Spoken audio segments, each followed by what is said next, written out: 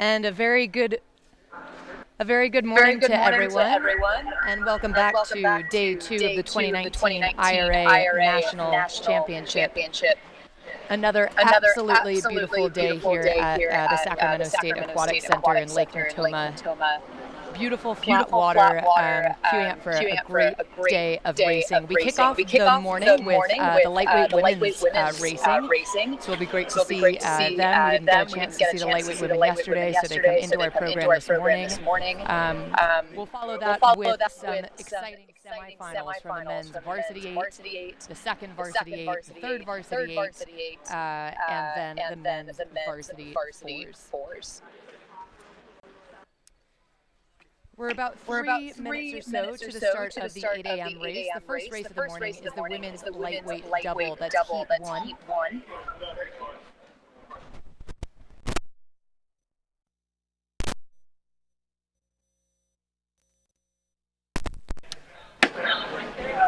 And in Heat 1, out of Lane 1, it's MIT, then Princeton, Lane 2, Wisconsin, Lane 3, Stanford, Lane 4, Radcliffe, Lane 5, Boston University, Lane 6, and Georgetown, Lane 7.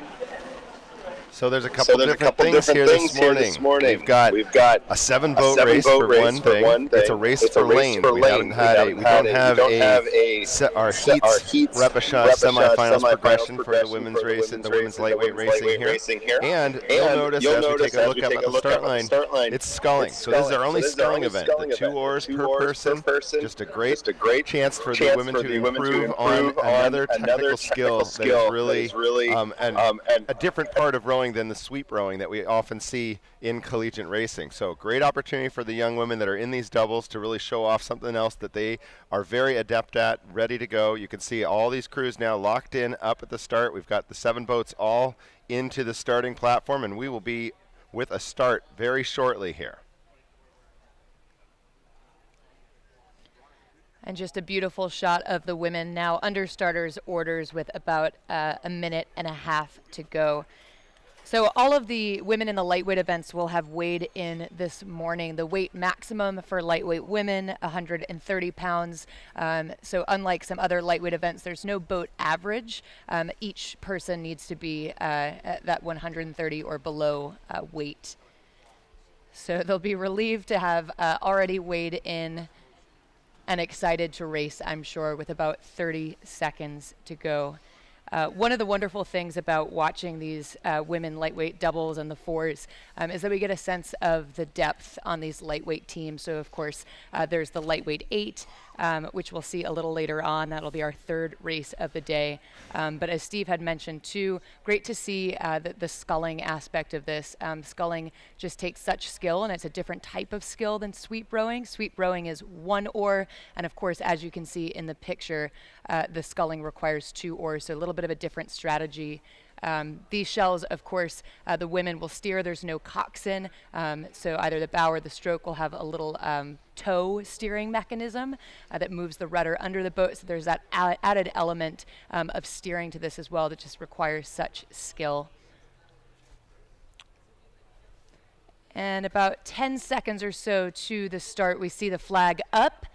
And we have a start underway. The first race of the morning, it's the women's lightweight double, heat number 1. And just a beautiful shot of the start and the first 200 meters or so. MIT, Princeton, Wisconsin, Stanford, Radcliffe, Boston, and Georgetown. So it's a good start for Stanford. We see them just poking their bow out here. Wisconsin is bow number 3 next to them, and then we see Princeton in the shot as well. Those are 3 of our early leaders as we move through the first 500 meters or so. Stanford starting to assert themselves. They lead by just about a deck over Wisconsin. Wisconsin, just another program historically known for having great lightweight, so not surprising perhaps to see them out in front. Yeah, so we've got a good race going on here. It looks like we've got our leaders there from Stanford right now. And we're seeing just a little bit of separation in the field. And one thing with this race this morning, it's a race for lanes. These are the 7 boats that are going to be the same boats that you see tomorrow morning when we have the grand final for the lightweight double championship at 8 a.m. tomorrow. It's the same 7 boats. So one of the things that the coaches and athletes have to talk about is, do you play your full hand here? Are you really going to go for it, gun it, try to get that win? How important is the lane here at Lake Natoma? You can see conditions today. Lane for lane, very favorable. It doesn't matter which lane you're in, but when weather comes into play, the top-seeded lane does get the best lane usually. So we've got a good race underway here. The Stanford crew just nice and smooth out front. Looking like from our picture here from the side, it looks like lane 7, the Georgetown crew right in there with them, with Princeton and Wisconsin running alongside BU, not far off of those 3. So a good race here in the women's lightweight double. Stanford now leading by a length, just breaking into clear water at about the 600-meter mark, but just ever so tight behind them as we see these bows. Princeton starting to make a bit of a push, but Wisconsin, Boston, and Georgetown just not letting them off the hook here, keeping contact. And as Boston starts to push themselves out ever so slightly as well. We'll hand it over to the water, though, and we'll get a sense of exactly what we can see there. All right, good morning, race fans. It is Stanford in the lead in the middle of the field, and these are all untested doubles, as Colleen and Steve probably alluded to. We watched Georgetown nearest the color boat here take off very high strokes, and they've been able to stretch it out and be in the hunt. But next to them is the powerhouse from Boston, the BU crew. So Stanford is trying to get a little clear water here on Boston University. Then it's over to the Tigers, probably running in 3rd. The Hoyas here in lane 7 in 4th. Then back to Wisconsin, over to Radcliffe, and then probably MIT bringing up the 7th spot. Again, these are this race is for lanes for the championship tomorrow. And it gives the crews a little dry run, if you will, time to sort it out, see who their competition is, test out their race plan. So now I'd say Princeton is advancing on Stanford as they've started to close on them. So down some good solid strokes in that second 500. Boston University remains a solid 3rd. Maybe we'll drop back just a little bit here and get a closer look at the margins here. Wisconsin working away. I'd say all these boats are around 32. We'll do a rate check here in a minute. 34 for most of the boats. Stanford still hanging on to that lead, but Princeton very soon to challenge that as they starting to take a big push in the third 500. BU bow on stroke of Stanford, the cardinal entry. So steady as she goes. BU looks to be turning over maybe just a little higher. Now Princeton is just about to take the lead away from Stanford on the inside. I'm sorry, that's Princeton is taking the lead away from Stanford. And I think they have surpassed them here with about 750 meters to go. Wisconsin having a good fight for that 4th spot with Georgetown. And then Radcliffe and MIT running 6th and 7th. Princeton lighting it up on the inside shore, has a 2-seat advantage now over Stanford. BU starting to wind it up a little bit here with about 550, 600 meters to go. Probably getting a good shot from the drone as well.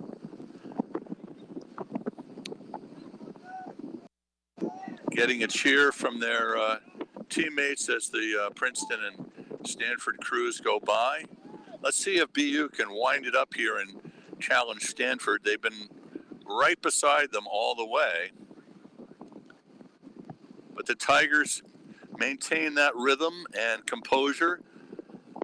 They've added another seat to their margin, but I think BU is about to catch Stanford. They're about 1 seat down on Stanford. Now Stanford senses their presence and tries to push a little harder. But Princeton did a nice job in the middle 1,000 of increasing their power and their place as they charge ahead. Now BU has caught Stanford, so we'll get ready to turn it over to the tent and pass it off to you.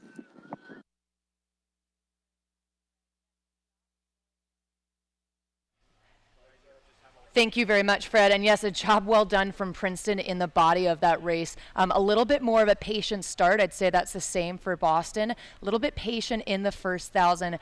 Stanford certainly got a jump out early on, but that patience has paid off, particularly for Princeton now as we move through the last stretch of this race. So Stanford doing everything they can to keep themselves ahead. We'll get a sense of margins quite tight between Stanford and Princeton. Then Boston University on the charge as well. As we know, this is a race for lanes. So while they did come in seeded into this race, this is a race for lanes. So keeping in mind that these crews will want that best lane possible. Boston now coming through the very last stretch. A good late charge from Boston brings them up. And Princeton increasing the stroke rate as well, but coming through the line now. It is Boston University, a great push from them. And just so close at the end there between Princeton and Wisconsin as well. Just a great start to the morning. That's heat number 1 of the women's lightweight double. So based on the results of this race, they'll be seeded for the final.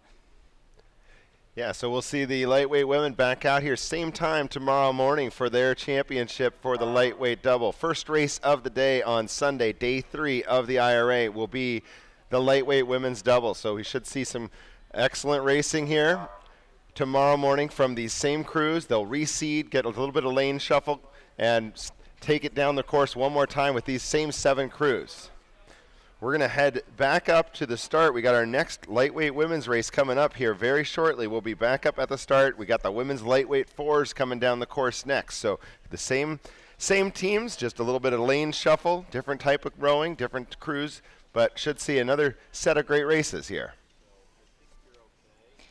So up next then is the 8:12 a.m. race. That's the women's lightweight 4 with Princeton out of lane 1, Radcliffe out of lane 2, Stanford lane 3, MIT lane 4, Boston lane 5, and Georgetown lane 6, and Wisconsin in lane 7. So another 7-boat race.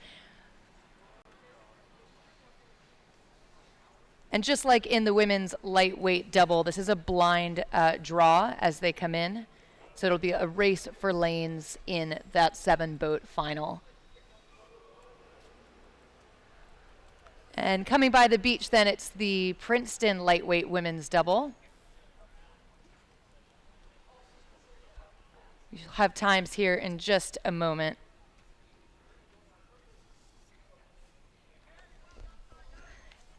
And times are in then for heat number 1 that we saw just conclude. It was Boston with a winning time of 7:49.6. A job well done to Boston, particularly in the second half of that race.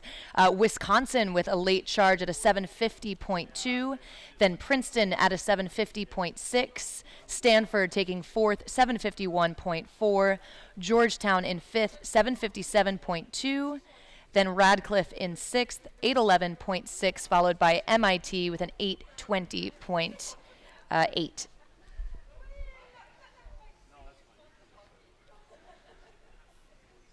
And back up at the start then with just about 2 minutes to go. So a nice push again from Boston. Boston was second at Eastern sprints. This was in the 8. They by about a half a second to Princeton. Princeton who captured the gold. The BU otherwise swept in all lightweight categories at sprints, including the women's lightweight 4, which we'll see the heat take off in just a couple of minutes, and the women's lightweight double, the women's lightweight third, varsity 8. So just a lot of depth out of BU and some strong sculling as well, as evidenced by that heat number 1. The Boston University lightweights are led by head coach Malcolm Doldren. Malcolm returns for his 7th season as head coach of the women's lightweight rowing team at Boston University.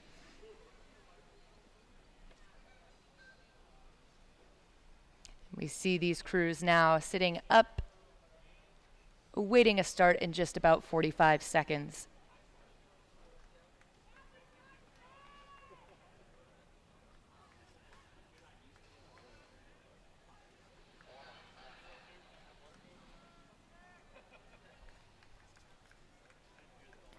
So again, Princeton out of lane 1, Radcliffe lane 2, Stanford lane 3, MIT lane 4, Boston lane 5, Georgetown lane 6, and Wisconsin in lane 7.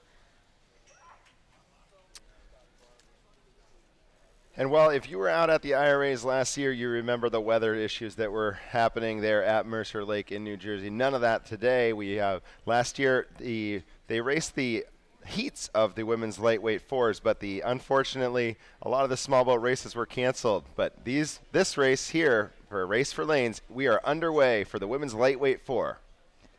So a fast start. We can see these 3 boats in the frame. We'll get a sense of margins in just a moment, but perfect conditions for the women's varsity lightweight 4.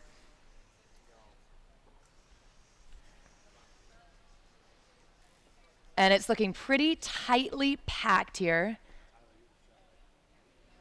Princeton, Radcliffe, Stanford, MIT, Boston, Georgetown, and Wisconsin. A beautiful shot then of this 7-boat field. And looking like a pretty quick start for Stanford. Stanford out of lane 3. We can see them just poking out in that white shell on the far side of the screen. A strong start as well for Boston University. Again, they saw such success at the Eastern Sprints Championships. Not surprising then perhaps to see them out in the front. But a good start for Stanford, no doubt about it. If we know anything from their race strategy from the heat that we just saw, it's to attack the first 1,000. Yeah, good starts. That's definitely going to be a trait that we see for the Stanford lightweight women. And you can see Boston University's hanging with them in the second position now, and a pretty good overlap for the rest of the field. MIT's the only one that's kind of dropped back off the field. Again, it's just a race for lanes. These same crews will be racing again tomorrow for their championship in this event. Moving through the 500 then, still Stanford with a nice push out there. Boston University keeping themselves right in it as well. Of course, Stanford led by head coach Kate Burko, an incredible athlete and lightweight in her own right. She finished 10th at the 2016 Olympic Games in the lightweight women's double, the event that we just saw go by in Heat 1. So she certainly knows a thing or two about lightweight rowing and sculling as well. She won a total of 4 medals at the World Rowing Championships between 2009 and 2015. So certainly someone for these women to aspire to. Stanford, their rhythm just absolutely working for them as they move through the first 600-700 meters. Fred, we'll hand it over to you on the water. It looks like things are heating up. All right, good morning again. Boston University definitely losing a little ground to Stanford. The Cardinal taking off hard, as you say. Their modus operandi was to jump out in the double, so not that the 2 boats are comparable, but we've got a good push coming now from Wisconsin over here in lane 7. They're creeping up slowly on the Terriers, and next to them is Georgetown.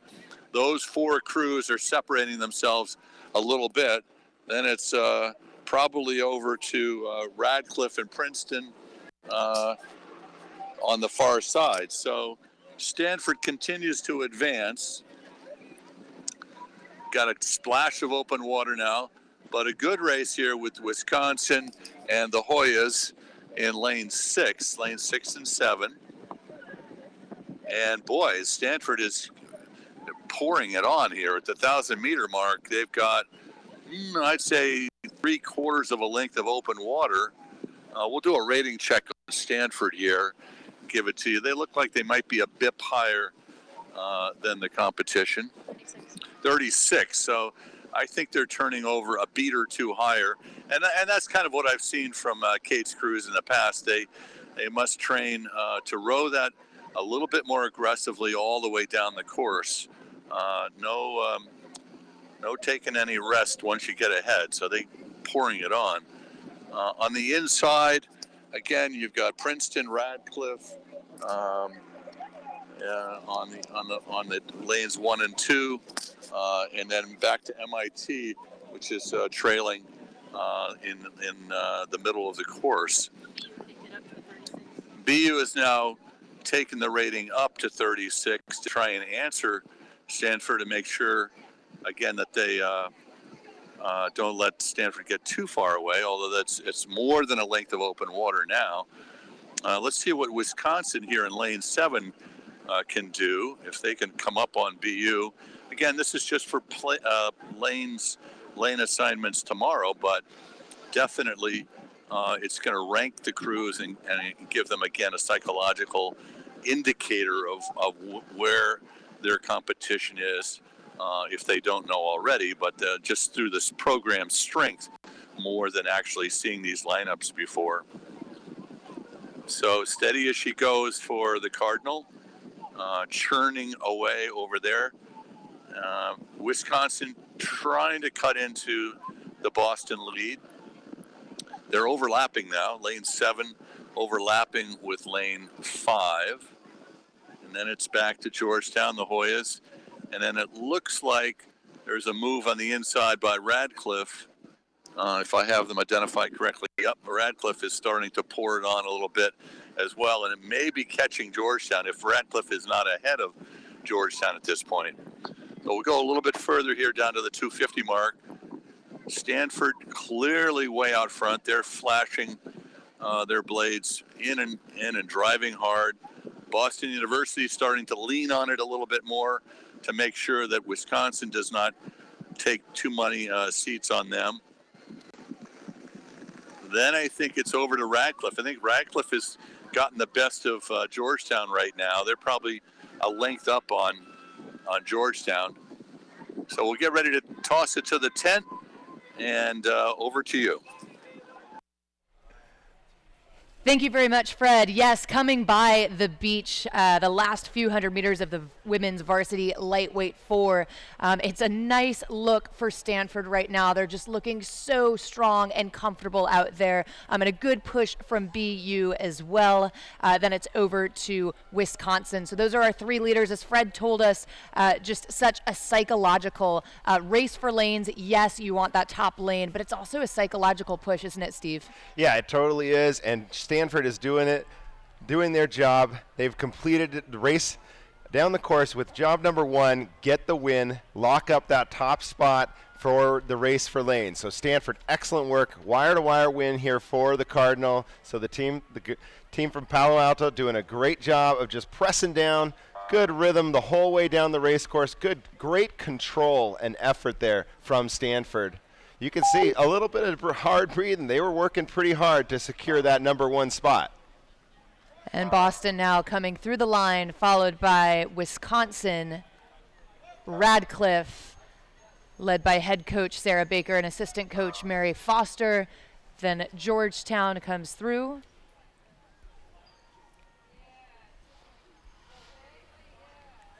And Princeton in their final few strokes to come through the line,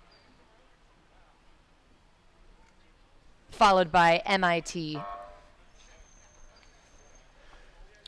So that was the conclusion of the women's varsity lightweight 4. Again, a race for lanes and a good look for Stanford, just looking so powerful in those last few hundred meters and indeed throughout the course.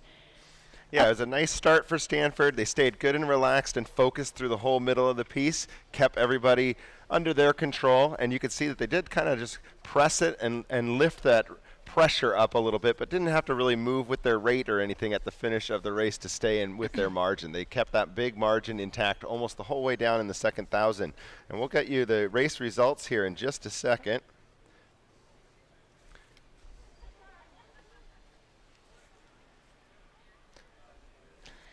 And in the meantime, I can tell you a little bit about the varsity lightweight eights. Of course, such an exciting race in the eights category. We'll see that take off in just about 4 minutes.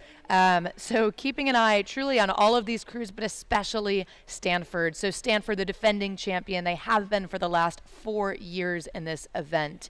So Stanford going into the women's portion of the IRA, the clear favorite. So among the 7 teams entered, Stanford is ranked first, then it's Princeton with the 2nd seed, Boston with the 3rd seed, then Harvard, Wisconsin, Georgetown, and MIT.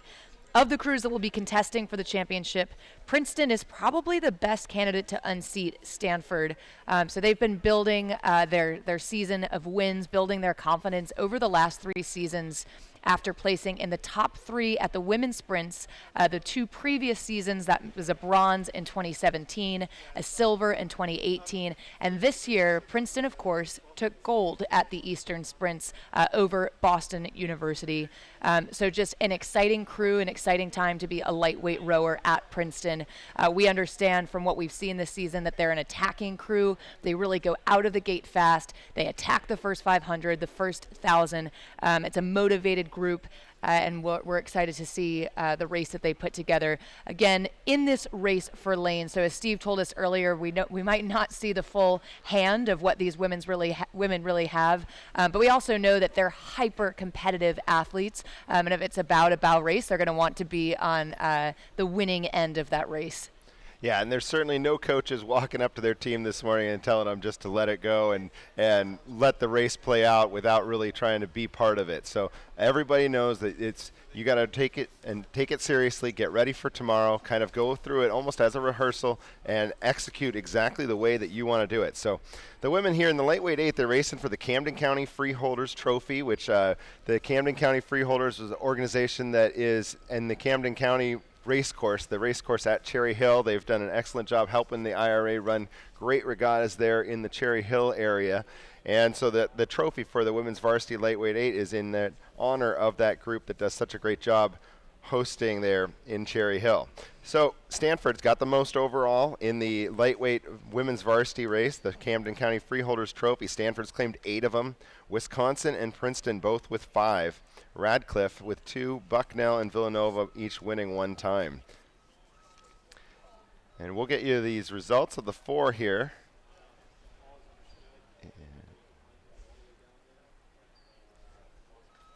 But just really quickly, with 2018 in the women's varsity 8, we had Stanford was your winners there out at Mercer Lake, with Boston University was the silver medalist, and Princeton was the bronze there last year at the 2018 IRA. But 2019, we may have a different story. We will have to see. But first off, for the first step of the women's lightweight 8s is to race this race for lanes. So back up to the start here in just a minute. We'll check out. The water is absolutely perfect here in Rancho Cordova, California at Lake Natoma. It is just so nice to have this venue. The beach is looking great today.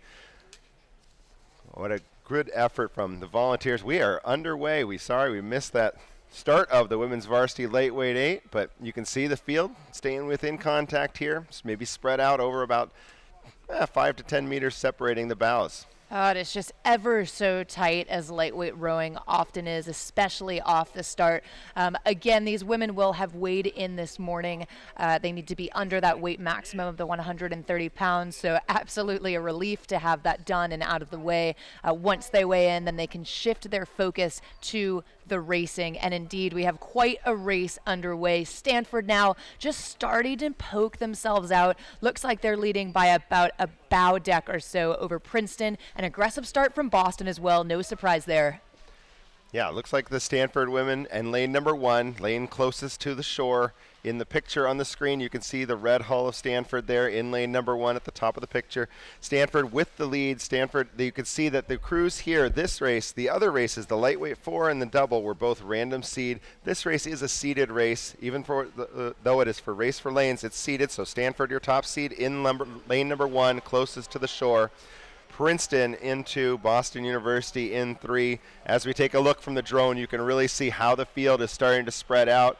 And Stanford with a nice, strong push off the start. So let's go ahead and head on out to Fred here and catch you on the water. All right, thanks very much, guys.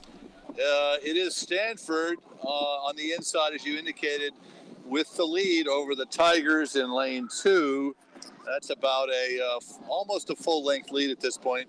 Boston University about 5 or 6 seats back of the Tigers. Then it's over to Wisconsin in 4th place, ahead of Radcliffe, and it looks like the Hoyas. Then in lane 7 is MIT, trailing the pack, as it were. Stanford now is trying to break it open, and it looks like they're having some success there. They're just about a full length up on the Tigers. Get rid of some static here. Then it looks like Boston University is holding their own against Princeton. I think Wisconsin is starting to inch up to challenge BU right now. That's probably the most significant development in the second 500. I think the Badgers are coming up at 36. The Wisconsin Badgers are now at 36 and challenging BU for that 3rd spot. The Tigers are taking a big press, I can tell. They have gone up a bip, and they are pulling away from BU and Wisconsin. 36 for the Tigers. So it's tightening up for that 3rd spot. Then it's Radcliffe and Georgetown for 5-6 and MIT 7. Stanford looks pretty darn strong. They are a quarter length open now ahead of the Tigers. So they're continuing with their strong performance from last year. And Boston University and Wisconsin in a pitched battle here in the middle of the course. I think the Badgers, they just are just a half a deck behind Boston University. So as we're in the middle of the 3rd 500, I don't know that the Tigers are closing slightly on Stanford. I would say that's the case, that the Tigers have made up a little of the ground that they gave to Stanford. And now I think the Badgers have taken 3rd place away from BU, but no, it's seesaws back and forth, depending on which blades are in the water surging next. So as we approach the last 500, Stanford, the toast of this collection of lightweight crews here, way out front, open water, quarter-length open, over the Tigers. But now, Wisconsin is in 3rd. I think they've got a seat advantage now. It used to be half a deck or a deck, but now I think the Badgers have caught BU, trying to lay down something here at least. And now it looks like BU is answering that. So it's seesawing back and forth between those two programs. Then I think the Hoyas still have a seat or so advantage over Radcliffe, MIT at the back of the pack. So Stanford is maybe taking the rating or a little power moved here with about, a little bit more than 350 meters to go. And tightening up a little bit with that 3rd, 4th spot. Again, I think BU has caught Wisconsin. So we'll turn it over to the tower at this point. Thank you very much, Fred. Yes, indeed, Stanford out in the lead, looking so strong as we saw in the lightweight 4 race just before this. So no doubt about it, Stanford leads Princeton running 2nd. Then the battle for 3rd between Boston University and Wisconsin. We saw just a beautiful shot of their bows not long ago, and they were so tight. But Princeton clearly running 2nd. As we know, they had a phenomenal Eastern Sprints Championship and probably a great couple of weeks of practice coming in highly motivated before the IRA. But it is Stanford now out of lane 1, coming through over the field by a good length or so. Then it's over to Princeton, and it's looking like Wisconsin then over Boston as they come through the line. So it is Stanford to capture 1st. Princeton nice and high, attacking the last 250 to capture 2nd. Then it's Boston over Wisconsin, Wow, what tight racing in the women's varsity lightweight 8 as Radcliffe comes through as well. And MIT in their final few strokes. A great race, Steve, between Wisconsin and Boston. Yeah, I think it was a fantastic race. You could see the effort being put in. This race for lanes, I think Wisconsin really wanted to make sure that they get that spot a couple lanes over where they're going to be right there next to BU and racing for the medals. I think that's what's going to really come into play for why Wisconsin went after it so hard today, is because you want to be in position tomorrow to, when you're in that grand final, to be right there, not have any lanes separating you, and get the feeling of the intensity of racing. But I think what a great effort by Stanford there. Just really strong, smooth, fluid rowing from Stanford. Excellent coaching there at Stanford. You could see just as all the coaches on the beach are watching this, I think the young women from Stanford were doing an excellent job of dropping the blade in, very good precision together, and just a really good application of power as a unit there. So a good job by Stanford in that race.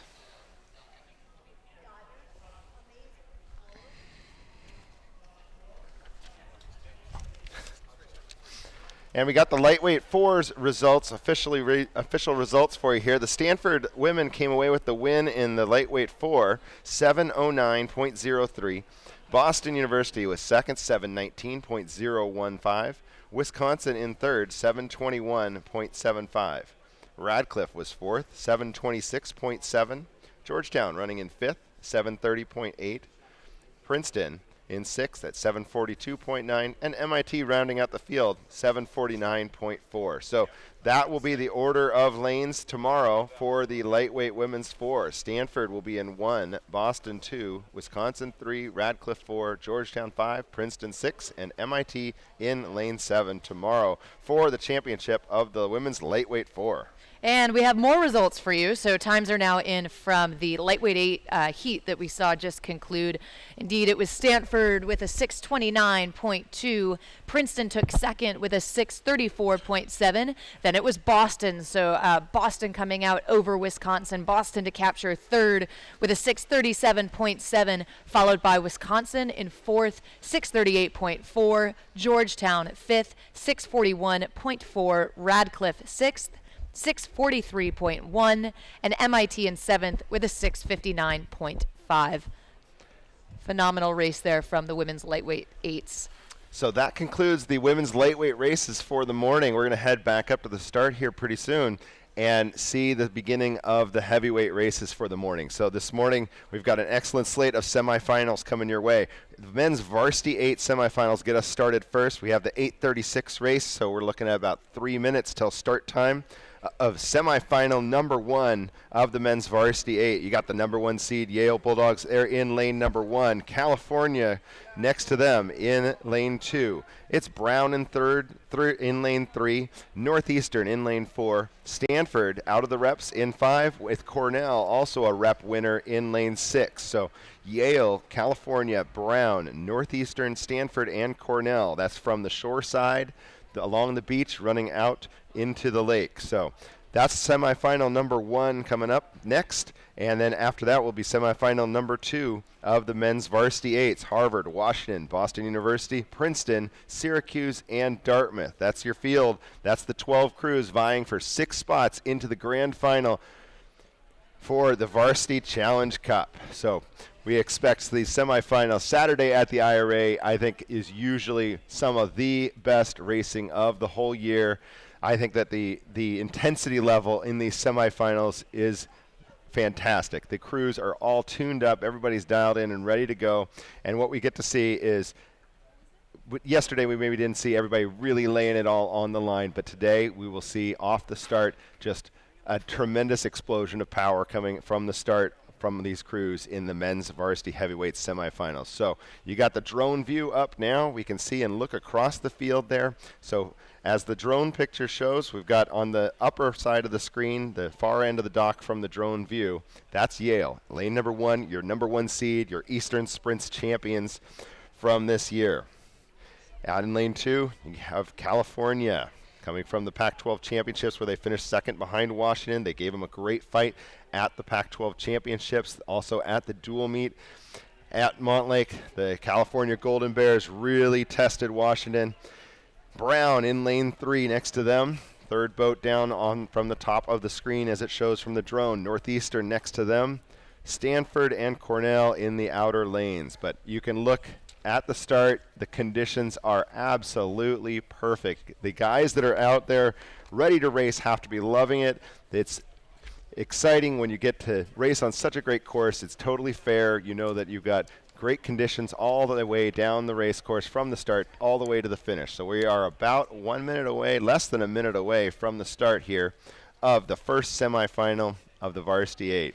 You know, one thing, Steve, that's impressed me this season, is evidenced by the results at the Eastern Sprints, is Yale's depth. What do you think about the 2V, the 3V, and the results that we've seen from Yale so far? Yeah, I think that when you look at the Eastern Sprints results, what they've done is they've built up that team culture. They have a program now where there is tremendous depth, and when talking with Coach Gladstone, it's about everybody knowing their roles on the team, everybody contributing all the way top to bottom, from if you are the very best, if you are the team captain, a senior who's been doing it for 4 years in the Varsity 8, all the way down to maybe the newest member of the team.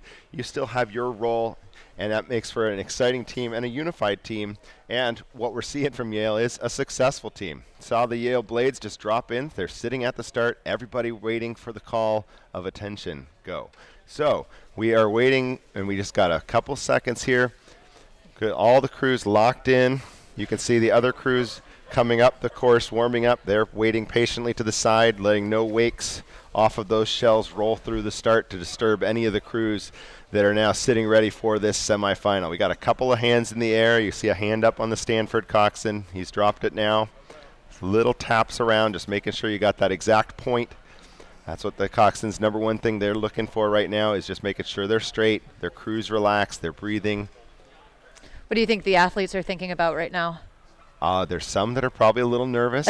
A lot of them are probably just really ready to get up to the level of racing and the intensity that this semifinal IRA National Championship racing can bring. Here we go. We have a start. Semifinal number 1 of the men's Varsity 8. So Yale is your number 1 seed over there in lane number 1. California, the 3 seed next to them. Brown in lane 3. Northeastern in 4. Stanford in 5. And Cornell out in 6. Here we go. We've got Yale.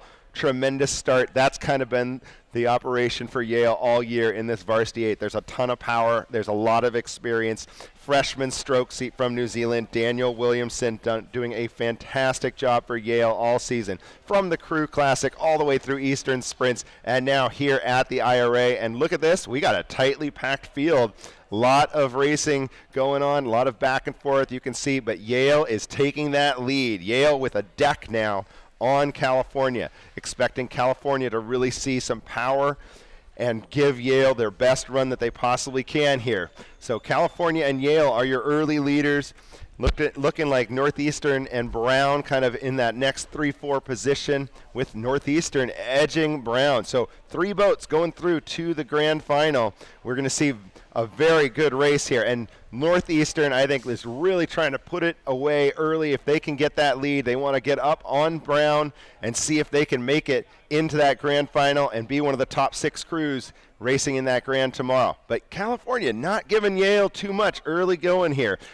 Yale doing a nice job. You can see them pressing away. They're still working on trying to build that lead. California trying to run with them, maintain speed, go with the Yale Bulldogs there in lane number 1. The California Golden Bears doing a pretty nice job.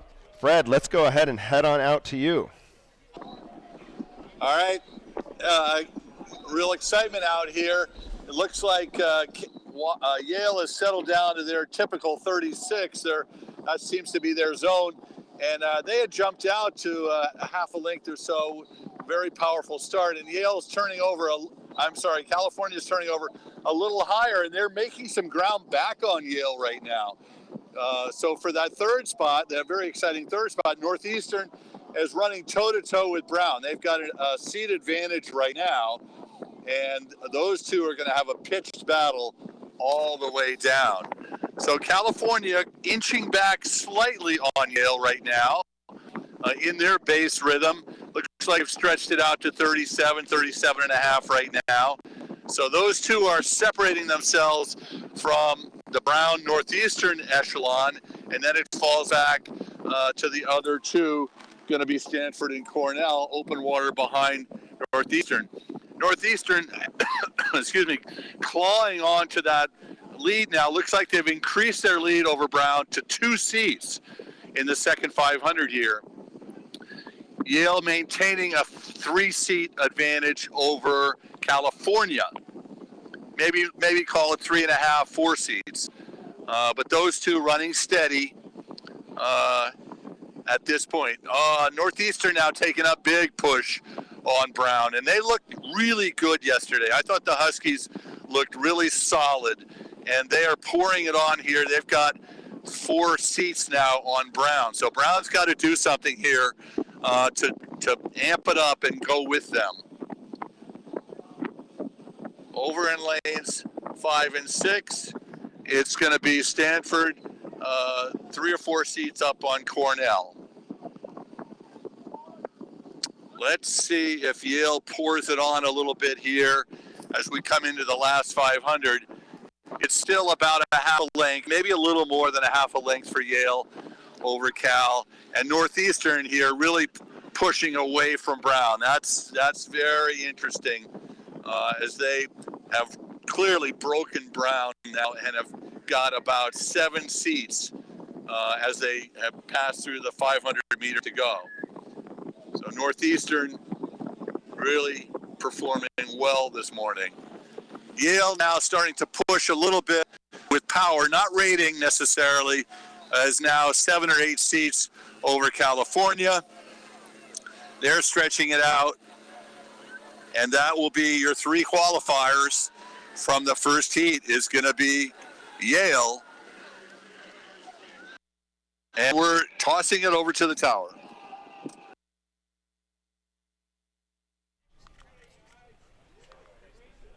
Northeastern's like 4. All right, so here we go. Yale doing an excellent job whole way down the race course, holding that number 1 seed, really trying to press and move. And California running with Yale very well in the early going. California not giving up much at all. I love that there's still overlap, California. And the story, though, is Northeastern kicking that right along at 40, trying to press and earn that spot into the grand final. So a great race by the Northeastern Huskies here. An excellent start from Northeastern. Coach John Podenik's got to be really excited to see these guys racing with this intensity. California in second, Yale in first, rowing very smooth, strong, and long. So the Yale Bulldogs coming across the line with that solid first place position. California second, Northeastern moving into the grand final in third. Brown just a bit behind Northeastern. Cornell running in your 5th place position ahead of the Cardinal from Stanford. So great racing, first semifinal of the day. California really trying their best to press with Yale. They never let Yale just take total, utter control of that race. So good race from California. Excellent rowing from Yale to maintain and control that race piece the whole way down. And kudos to Northeastern for moving into that into that grand final and racing tomorrow for the Varsity Challenge Cup. We've got 3 boats that are moving on to that grand final, 3 others into the petite final, and we'll be up with our next semifinal for the next race coming up very soon. We've got in semifinal number 2, it'll be Harvard, Washington, Boston, Princeton, Syracuse, and Dartmouth. We'll get you these race results quickly, but Colleen, what did we see in that race? Such an effort from all of the crews, but a phenomenal second 1,000 for Northeastern. Just huge credit to them. We saw them at about 7:50 to go, kick it up to like 39 and finish at around a 40. They were not alone. Everyone was rowing it high and very aggressively, but it was Northeastern over Brown, and of course just such fierce competition between those 2 programs on the East Coast. So great to see Northeastern gain such speed between the Eastern Sprints and the IRA. All right, and we've got our results in for semifinal number 1. Semifinal number 1, we have your winners, that number 1 seed, Yale, doing an excellent job, a great piece of work, getting the job done, rowing well from the front the whole entire way down the race course. So Yale with a 5:33.044. California just behind them in 5:34.8. Northeastern 5:36.1. Brown 540.6, Cornell 546.7, and Stanford rounding out the field in semifinal number 1, 549.4. So Yale, California, Northeastern moving on into that grand final. Brown, Cornell, and Stanford into the petite. We'll have our next semifinal for the heavyweight men coming up here just shortly. And in the meantime, just a quick note and a quick announcement.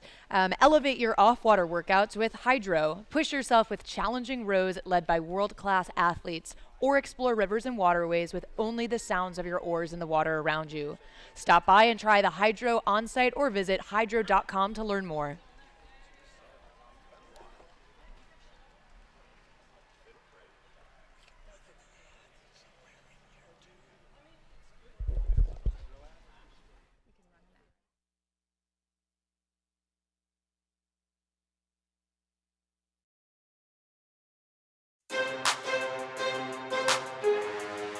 What's up, guys? My name is Christine. You're out here with me in Miami Beach. Hey guys, it's Manny Hanny here. We're out here on the Charles River in Boston, Massachusetts. Hey, what's up, everybody? Sarah Moon here, coming at you from Lake Winnipesaukee.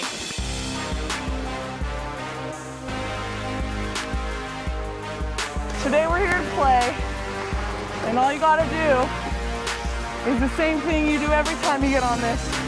Shift that mentality into play mode and have a little fun with it.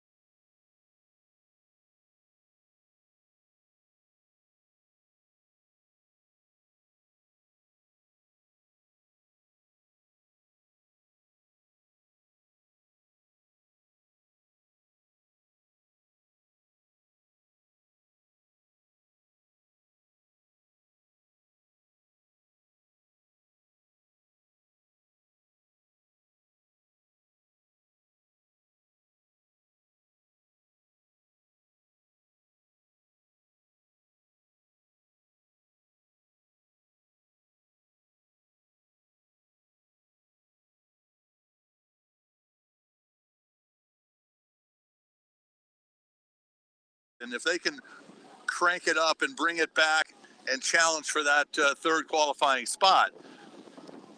Looks like they're making a little bit of headway now as they are taking a seat or so away from Princeton. They've separated themselves from Syracuse and have a full length up on Syracuse. Syracuse has about a half a length up on Dartmouth. So did BU wait too long? That's the question. Princeton paid a big price to get out of the blocks, and they've got some big, strong boys in there. So that's probably how I would have approached it as well. But let's see if BU has the finesse to bring it back. Harvard on the inside in lane 1 is still about 6 seats down on Washington. And BU is marched on Princeton. BU has come up a good 3 seats on Princeton. So we'll see what they have left with 600 meters to go. Can BU reel back Princeton, draw level? 38 for BU, 38. Time to go, and they know it's time to go. So only about 4 seats, 3.5 seats back of Princeton. Washington now 7, 8 seats up on Harvard, but Princeton's going to wind it up now too. So it may be the Tigers are going to slip right into that third spot. Princeton 40 now, holding off BU. BU's gone up. Only a half a length separating them. And we'll turn it to the tower. All right, so you've got the Huskies on the lead, Crimson in a comfortable second, but Princeton feeling that pressure from Boston University right now. So Washington up front, BU kind of running. Are they going to have enough time to get there? It's looking like it's going to be Princeton holding them off, but both those crews really kicking the rate up, trying to send it now in this sprint. So Washington up front, not lifting the rate too high for the Huskies. Harvard trying to press Washington along that shoreline. Harvard is closed a little bit on the Washington lead. Washington not getting too comfortable here in the last 500 meters, but it's the Huskies up in front by about 6 seats here as we come up to the line. Yeah, 6 or 7 seats for the Huskies. Harvard in second, clearly in, and it's Princeton in third. Boston University, valiant effort to try to catch Princeton there, but Princeton with that quick, aggressive start, just a little too much. Syracuse in that 5th position, and Dartmouth rounding out this second semifinal. So a great race there from the Huskies to lead and make a good move to kind of assert themselves into that lead position over Harvard. Princeton, a very aggressive start to earn that spot into the grand final. So those 3 are through to the grand final. They'll be joining Yale, California, and Northeastern. So the 6 crews that'll be in the grand final for the Varsity Challenge Cup are going to be Yale, California, and Northeastern from semifinal number 1.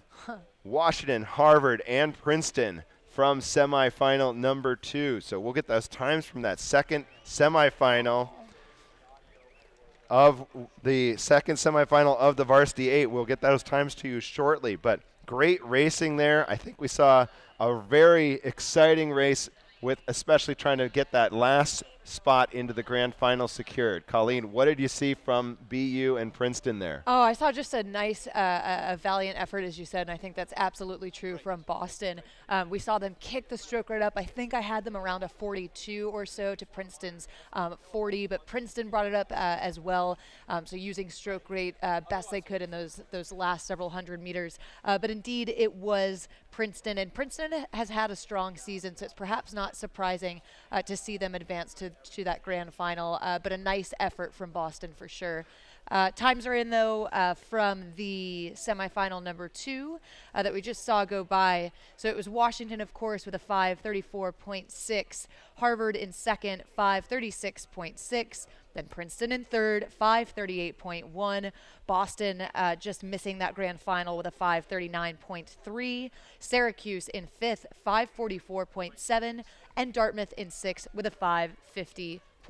9. And for folks who are local coming by the beach then from semifinal number 1 of those varsity 8s, a lot of cheers for California as they come through, Cornell right behind them, and a lot of excited Northeastern fans that we saw just a couple of minutes ago as Northeastern hugs I can see from here, parents and supporters.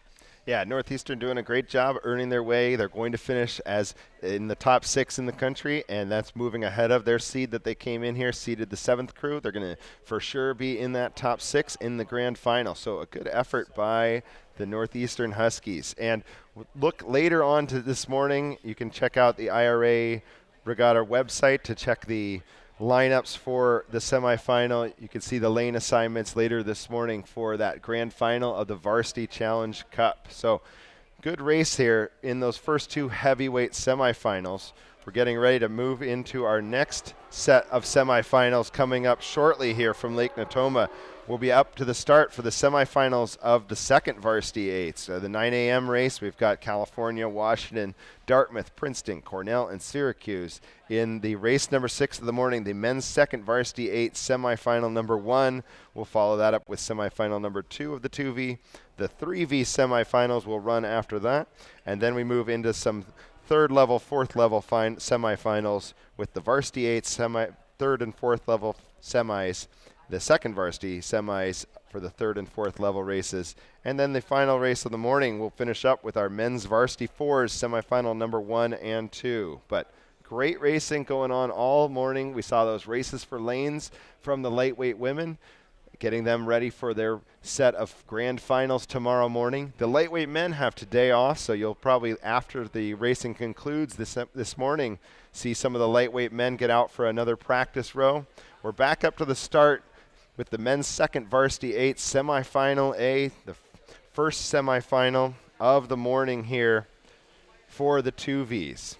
Pretty good racing going on from the heavyweight varsities. I think we're going to see another set of great races coming from these 2Vs. So California in lane number 1, Washington in 2, Dartmouth in 3, Princeton in 4, Cornell in 5, and Syracuse out in lane number 6. So the 2Vs coming into this race here at the Pac-12 Championships. You got the 2 Pac-12 schools here in lanes 1 and 2, California with their rivals Washington right next to them. Washington finishing first at that Pac-12 Championships, about 3.5 seconds ahead of California. Out east, it was the Harvard Crimson as the winners of the 2V8. Harvard was the winners at sprints with Brown second, Princeton third, Yale was fourth behind them. So we've got the field all locked in here for semifinal A. It's the second varsity 8. Let's just take a look now. The race course looks awesome. Everything is all set for this next semifinal, which should be off in just about under 2 minutes now to the start. So do you think, Steve, as the second varsity 8s were warming up on their way up to the start line, that they got a boost of motivation from their varsity 8 teammates, the ones that saw them either racing down or at some point on the course? I mean, that has to be pretty motivating as well. Yeah, I think that when you take a look, you're in your warm-up, you can see your varsity 8, your teammates that you've been training with all year. You've been through that grind of a full season of training, and especially if you were one of those crews that was like Washington seeing their counterparts taking off and getting a great start and aggressiveness, or Yale, one of these crews that you saw a fantastic start from, it is motivating to see the performance. And these guys sitting up the start, obviously they don't know what's going on in these previous races. Right. They're not checking the results or anything, but it's that feeling and that team environment. And one thing that you've seen and heard talked about when we talked about Yale and the depth of their team, the Washington team as well, just incredible team depth, a commitment to that full team excellence. And we have our start, second varsity 8, semifinal number 1 here. California, Washington, Dartmouth, Princeton, Cornell, and in the outside lane, Syracuse. You see those orange blades of Syracuse just flashing through. Looking very strong with the Syracuse double bucket here in the 2V.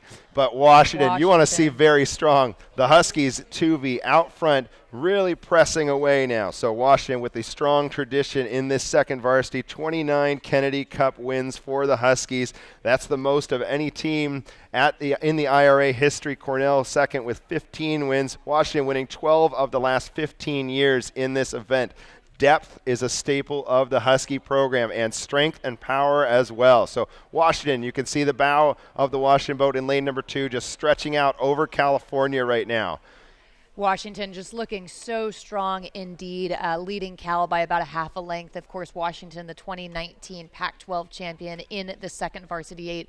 They've run an undefeated season in the 2019 season. And again, just such depth. And we talk about the depth of the program, but head coach Mike Callahan, of course, just absolutely prioritizing that throughout all of his boats. And we're seeing that in this semifinal. So great racing from them. Of course, as you said, Steve, on paper, it was Cal with the fastest time, but we do see in these semifinals just absolutely aggressive racing and all of the crews laying down everything they possibly have. Washington now starting to push through. We'll have to hand it over to Fred, though. An exciting race indeed as we move through the second quarter of the race. All right, it's California busting through Washington here in the second 500. California's taken 2 seats in the last 10 strokes. And Princeton's got a third of a length up on Dartmouth. So California is taking a big push and has got 4 or 5 seats on Washington now. Let's get a rating check on those 2 crews, see if anything is amiss there or different. But Cal just took a power move going through the 500 and now has 5 or 6 seats up on the Huskies. Cal at 36, Washington 37, so a beat difference, but let's see if Washington responds. A lot of horsepower in that Washington boat. Princeton now a third of a length up on Dartmouth as we approach the 1,000-meter mark. California now taking another push. Looks like they've got 7 seats now on Washington. Let's see what Washington does here. They take a power push. Princeton inching out on Dartmouth, another seat. Probably 5 seats up on Dartmouth.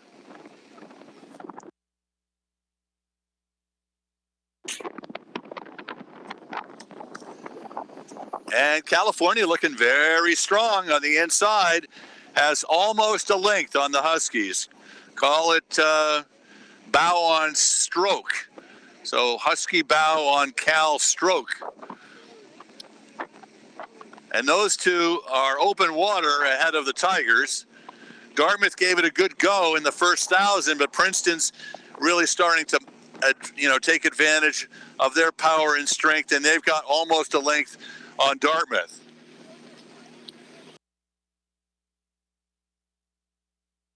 These rivals, Cal and Washington, see each other. This is the 3rd time this season, and Cal is definitely looking polished up here as they have a full length up on the Huskies.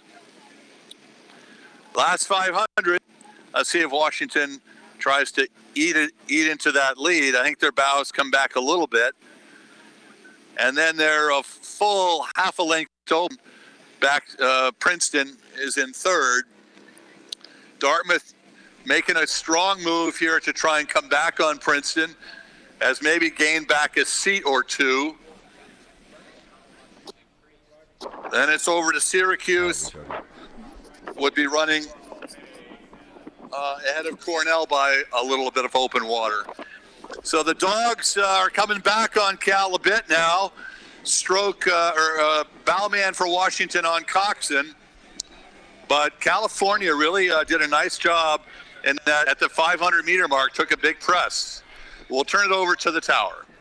Thank you very much, Fred. Yes, an exciting race coming by the beach now in these second varsity 8s. Such a nice press from Cal, as Fred had described to us on the water. So not necessarily the quickest off the line, but a lot of hard work in the body of the race has put themselves in that first place position. Then, of course, Washington. But what a push from Cal, Steve, as they come through. Yeah, Cal did an excellent job to make that move, execute their race, and their race strategy has been paying off. You can see see the California crew led by a couple seniors in that stroke pair doing a nice job just pressing through the line now. California is the winner in that 2V semifinal over Washington. Princeton in a very secure third place position to advance to the grand final. So those are your three that'll move through.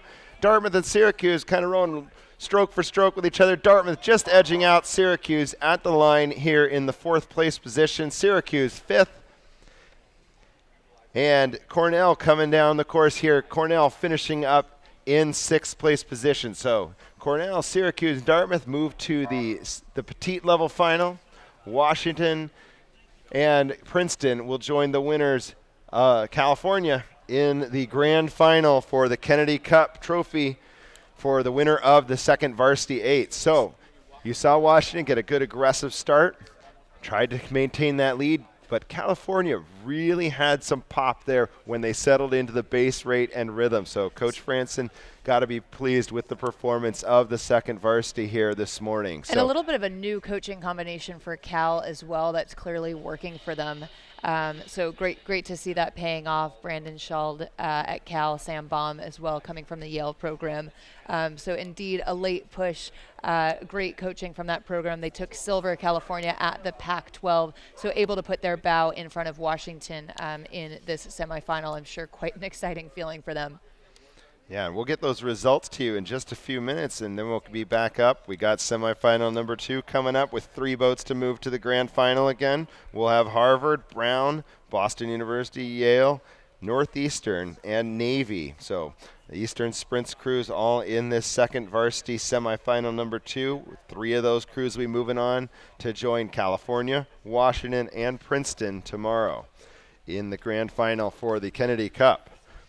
So the crew's just going through, the guys that just finished up, doing a little cool down lap here, just stretch out, and then they've got the rest of the day to relax and recover, get their bodies ready for a grand final, last race of the season for these young men. So times are in then from semifinal 1 for the men's second varsity 8.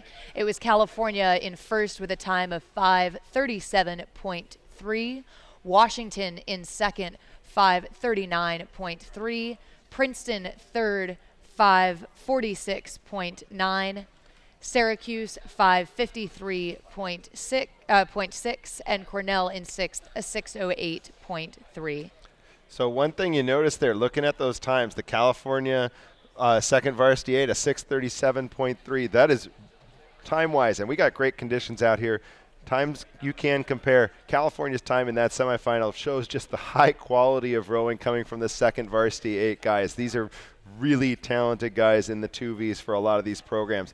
They are just behind the times for the varsities that made it into the grand final. So great row from California in that semifinal number 1.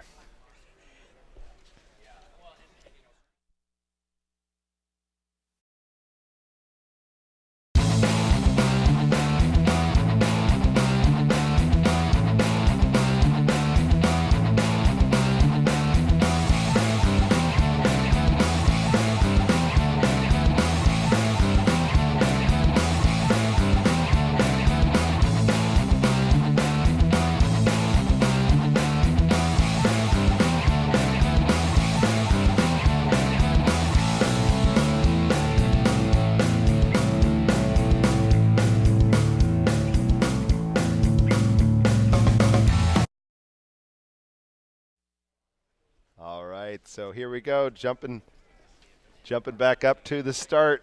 Semifinal number 2 coming up next.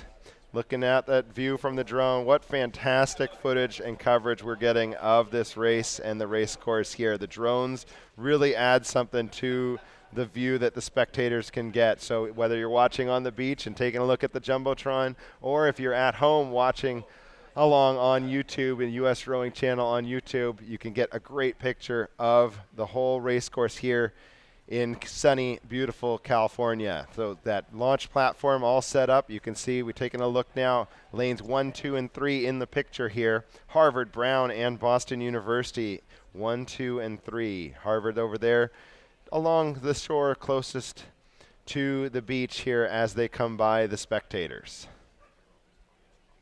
Northeastern and Navy earning a position in this semifinal 2 through the repechage. So we saw Northeastern and Navy race yesterday afternoon. Of course, if you can avoid it, always great to skip that repechage. But these athletes have been training all year, certainly for some of the seniors for 4 years, and I'm sure prior to that in high school, etc. So having to race multiple times in one day or do multiple pieces in one day is not something new to them. So I think we can expect great racing from all of these athletes, including those who earned that position from the repechage. Yeah, Navy and Northeastern both raced excellent repechage yesterday afternoon. Navy just a few seconds ahead of Columbia, and Northeastern ahead of Pennsylvania, Stanford, and Santa Clara in their rep. But the crews that we're looking at right now, at lane number 1 here, Harvard, Brown, Boston University, Yale, Northeastern, and Navy. We got 3 of these crews that will be joining the 3 crews from that previous semifinal number 1 where we had California as your winner.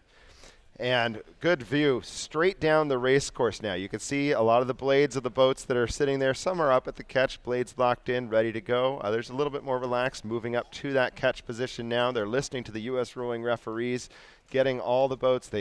Now the process is a little different from in times past where there's a countdown. Now it's just a poll each crew. They go through each crew one by one, and then attention, go. Here we have the start. So we're off on semifinal number 2 of the second varsity eights. Harvard here on the left side of your screen. Harvard, Brown, Boston University in 3, Yale right next to them in 4, Northeastern and Navy. So Navy on the right side of the screen, Harvard on the left. What a great view. A shot straight down the race course here. You can see, I think we got a nice aggressive start from Yale. They want to get right in it and mix it up to try to move forward to that grand final. The Yale 2V, a little bit disappointed to not come away with a win at Eastern Sprints, but there's such talent and depth to that Yale program. They're being very aggressive here off the start, trying to run right with Harvard, your Eastern Sprints champions.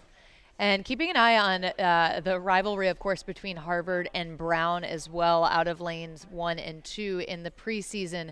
It was Brown over Harvard in the second varsity 8. So phenomenal to see them line back up against each other. And I can expect, especially in lanes just next to each other, that there's some calls from their coxswains to get their bow ahead of one another. But no doubt about it, Yale just looking so strong out there in the lead as we approach the 500-meter mark. Yeah, Yale and Harvard just battling back and forth at the lead. Fred, let's go out to you and check what this margin is. Yale and Harvard, how's it look? Thanks very much. It is very tight. I would say Yale is That's a good race. Maybe got a slight advantage over Harvard, although it's very hard to tell. And then BU has brought it back a little bit on Brown. They're about 3.5 seats down on Brown. And then it's over to the Huskies in lane 5, just a seat back of BU. And then over to lane 6, it looks like the Naval Academy, very, very close to about a half a length back. So Yale really having a good row here, running level with Harvard. I thought Harvard's JV looked really very smooth yesterday. And Yale a little flatter, so Yale's having a good row. Now Harvard's taking a press and getting a couple seats on Yale. So it was pretty level up until this point. But now Harvard has a couple of seats, and Brown's got a couple more seats on BU. Brown's got 4 seats on BU, and Northeastern is about to challenge BU as well. So the leads are changing here in the third 500 or second 500. Coming up to the 1,000, Yale is answering Harvard's move, and Yale's come back to just 1 seat back. So a big press, a lot of jockeying back and forth here. The Huskies JV having a good row over here in lane 5 as well. So Harvard going back to the leader by 2 seats over Yale. Yale has almost a full length on Brown. Brown has 7 or 8 seats on BU. BU has 2 or 3 seats on Northeastern. Northeastern has 6 or 7 seats on Navy. Tough third 500. Time to level things up if you're going to qualify. Harvard now starting to stretch out their lead, 5 or 6 seats over Yale. Brown, a good 7 or 8 seats over BU. BU doing all they can to work their way back up the Brown boat, but Brown answering each time. Northeastern just a half a length back of BU and about 5 seats up on Navy. Navy having a good row with Northeastern out here on the outside lanes. Yale starting to come back a little bit on Harvard. As we come up to the last 500, it's down to about a third of a length, Harvard's lead over Yale. Brown looking snappy in third, has a good solid lead over BU. Whether BU can wind it up and bring it back is going to be a tough and tall order. BU's taking their rating up, and let's see if they can press. Northeastern, same thing, going up.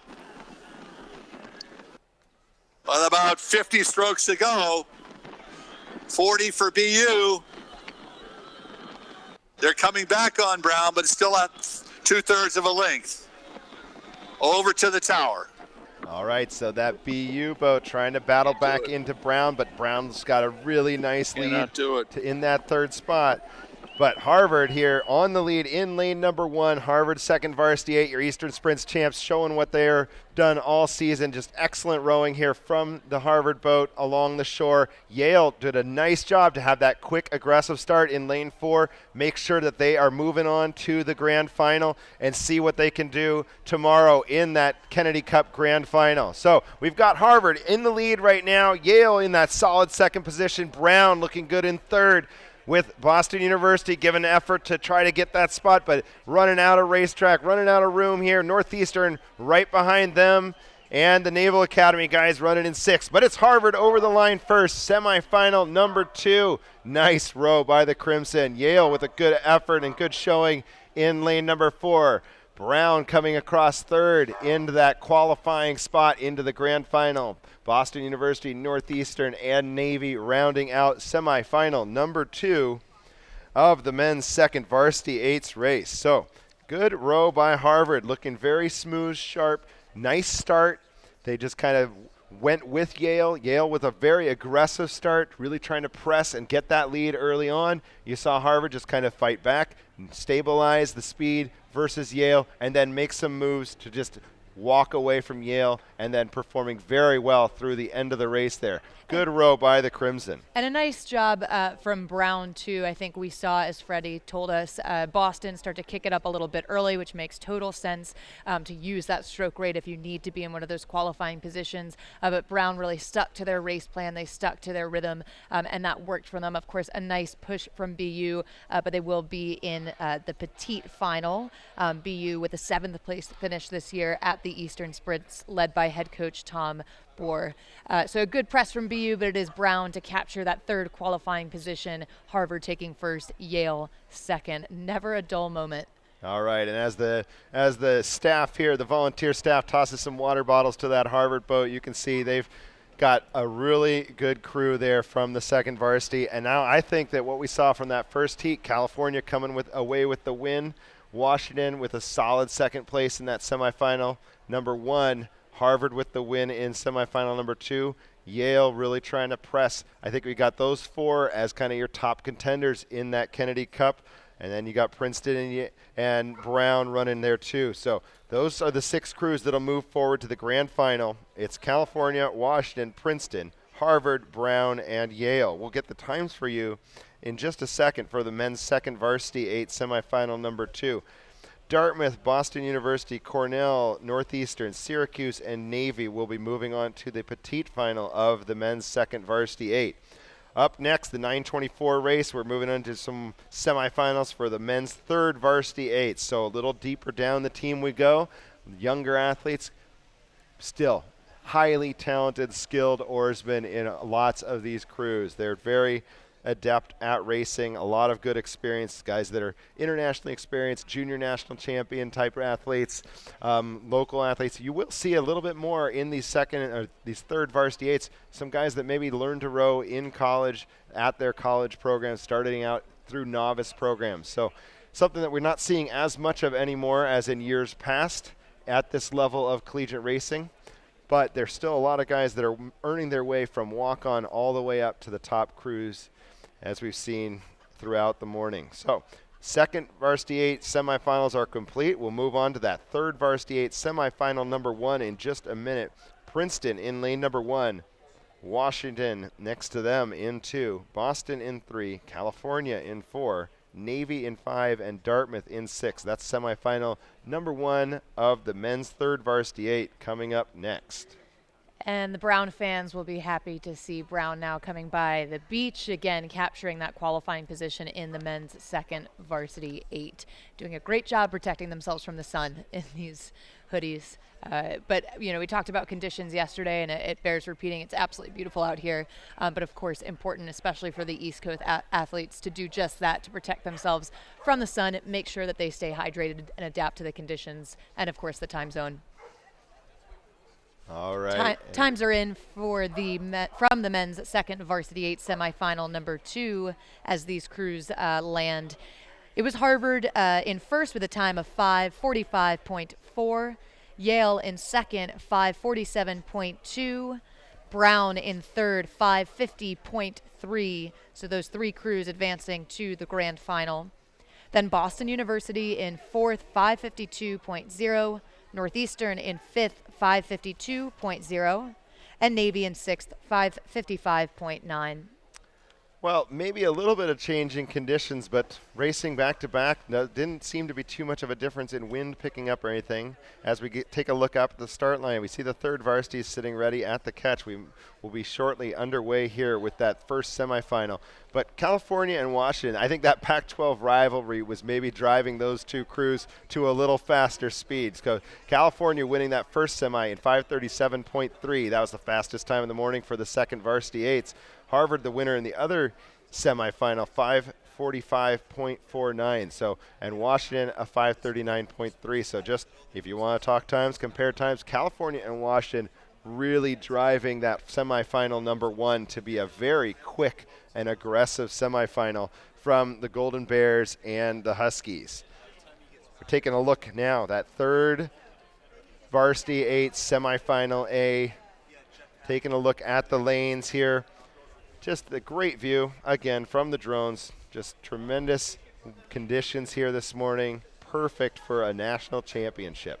Princeton in 1, Washington in 2, Boston in 3, California in 4, Navy in 5, and Dartmouth out in lane 6.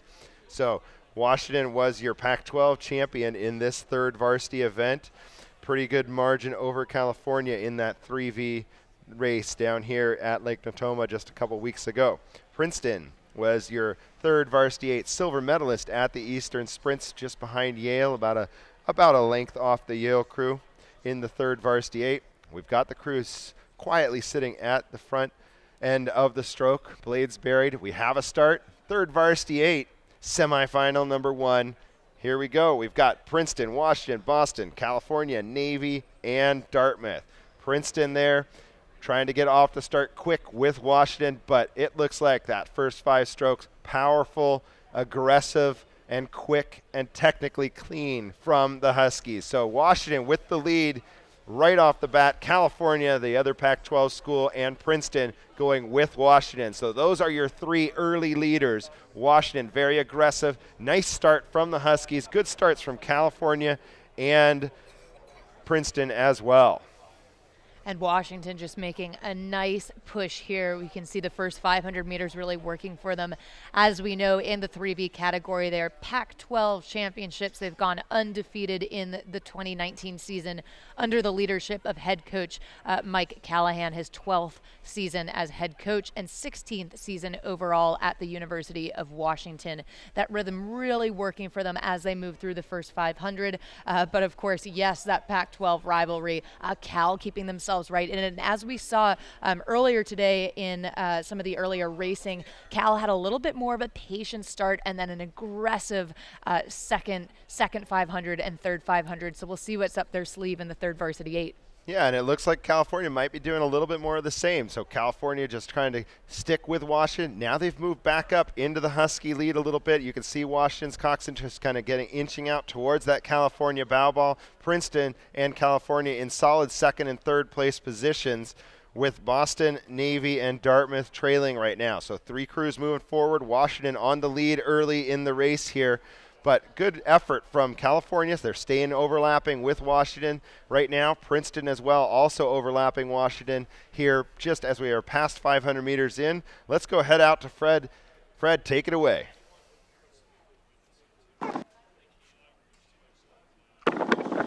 Okay, we've got the Huskies out with about a 7-8 seat lead, but the interesting development here is Princeton really running toe-to-toe with Cal. Princeton's now, I think, starting a surge here. Has got about 2 or 3 seats up on Cal. Boston University would be in 4th, slightly ahead of the Naval Academy, and Navy ahead of Dartmouth by about a full length. So Princeton pouring it on here in the second 500 as we approach the 1,000 with about a half a length, not quite a half a length, third of a length lead over California. Boston trying to make a nice push back into Cal. Is about 7 seats back. And the Naval Academy about 5 or 6 seats back of BU. Washington out front, trying to get away and break water here from Princeton, get a little bit of open water. They're coxing on the Princeton bow.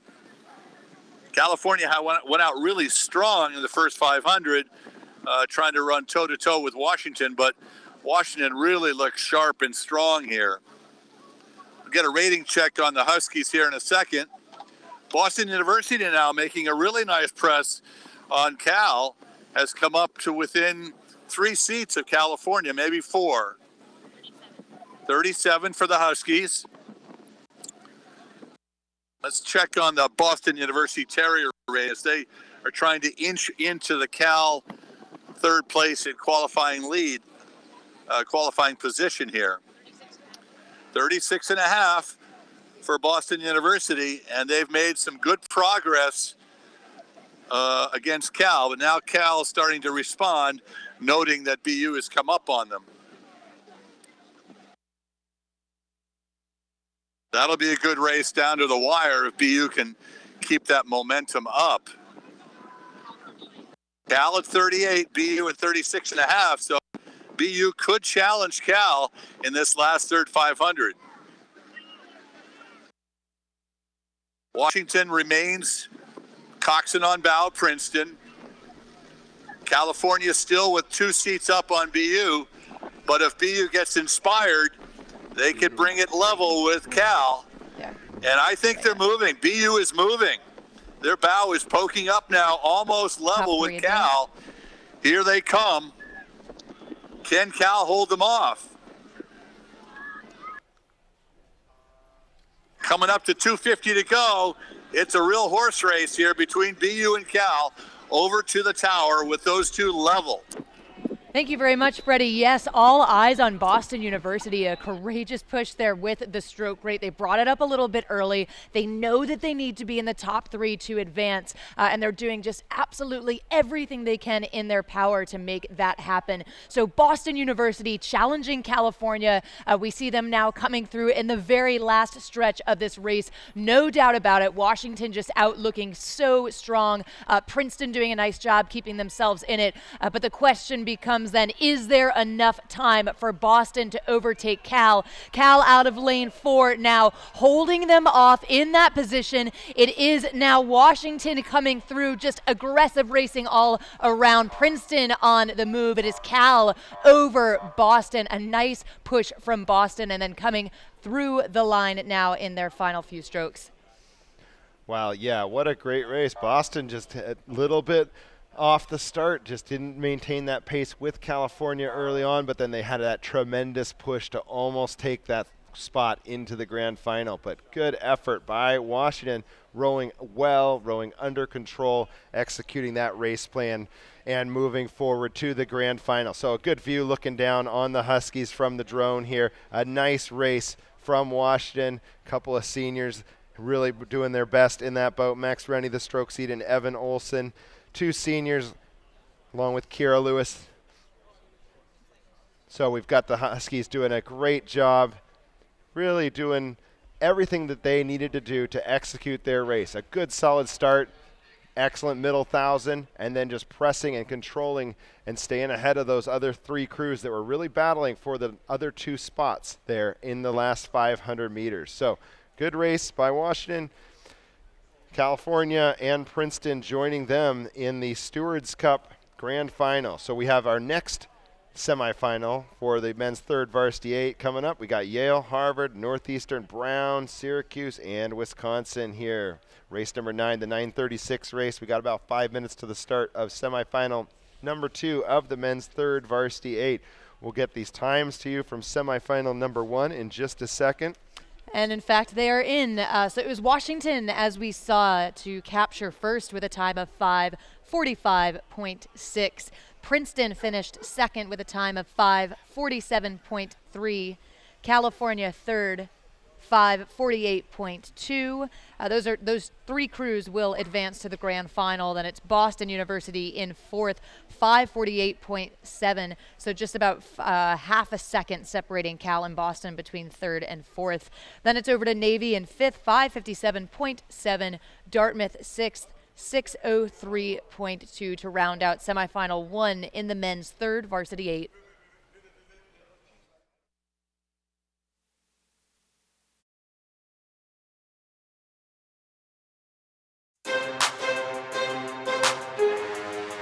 What's up, guys?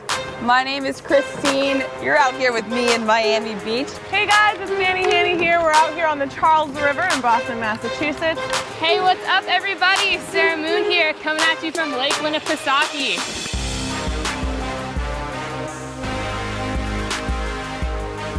Today we're here to play, and all you gotta do is the same thing you do every time you get on this. Shift that mentality into play mode and have a little fun with it.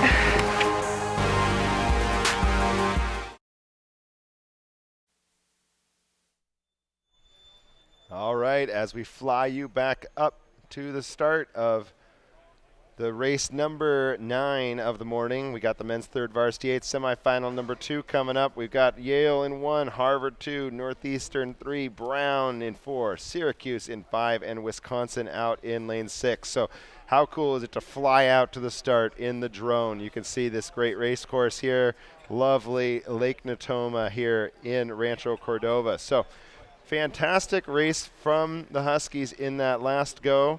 And now we look and we get semifinal number 2, semifinal B of the third varsity 8. So 3 more of these crews will be moving forward to a grand final to contend for a national championship in their event, the Stewards Cup. The Stewards Cup, previously it was the trophy for the freshman 8 event, with freshman 8 event being no longer. We've changed that trophy now to the third varsity 8. So this third varsity 8, these guys are really ready to go here.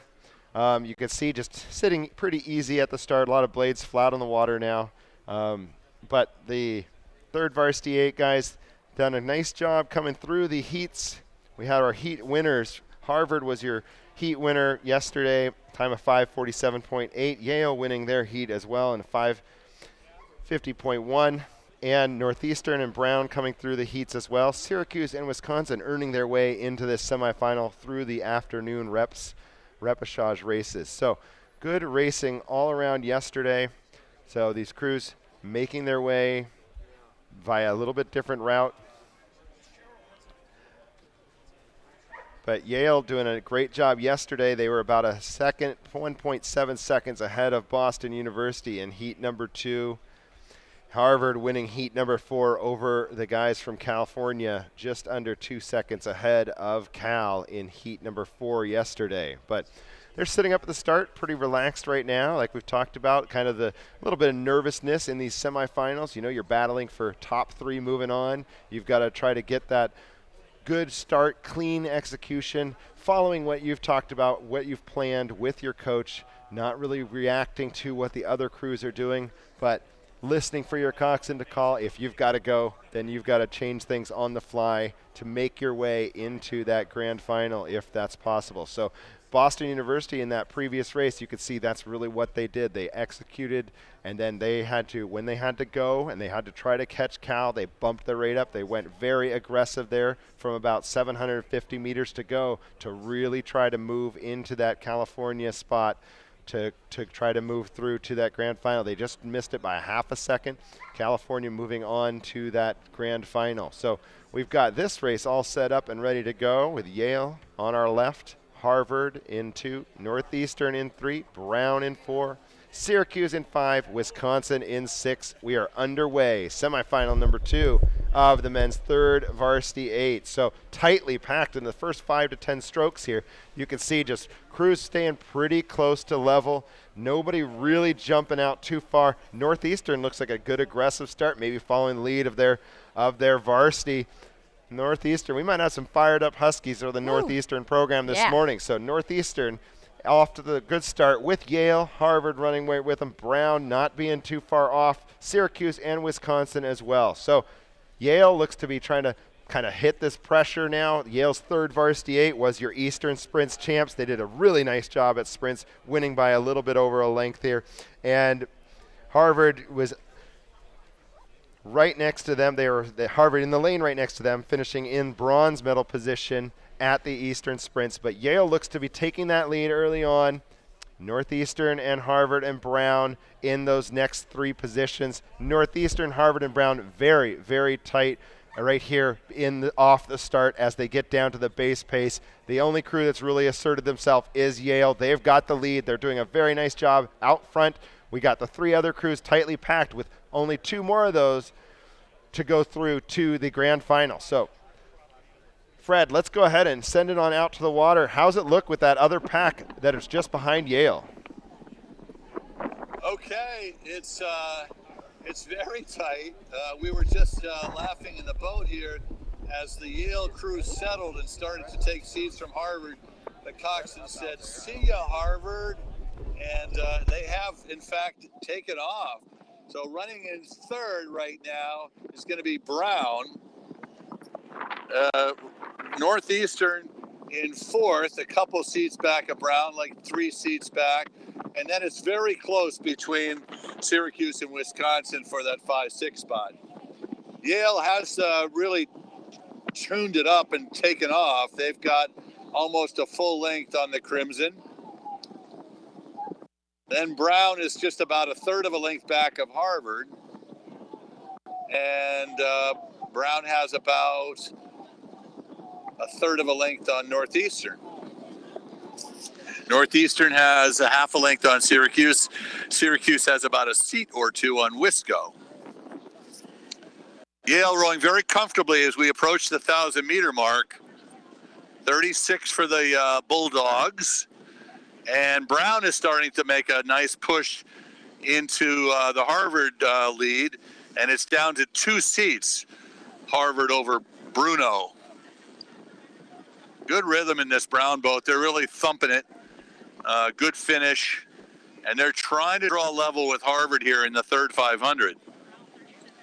Brown 37. And they're leaving, Harvard and Brown are leaving Northeastern behind.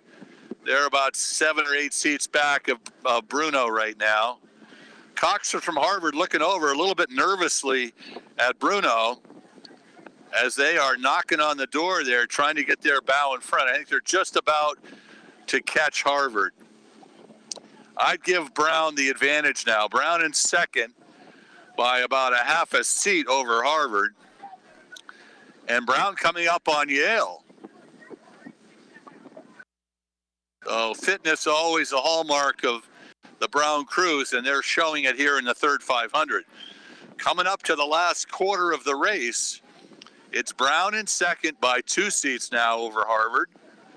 Northeastern trying to get some traction to get back in, see what they can do to come up on Harvard as well.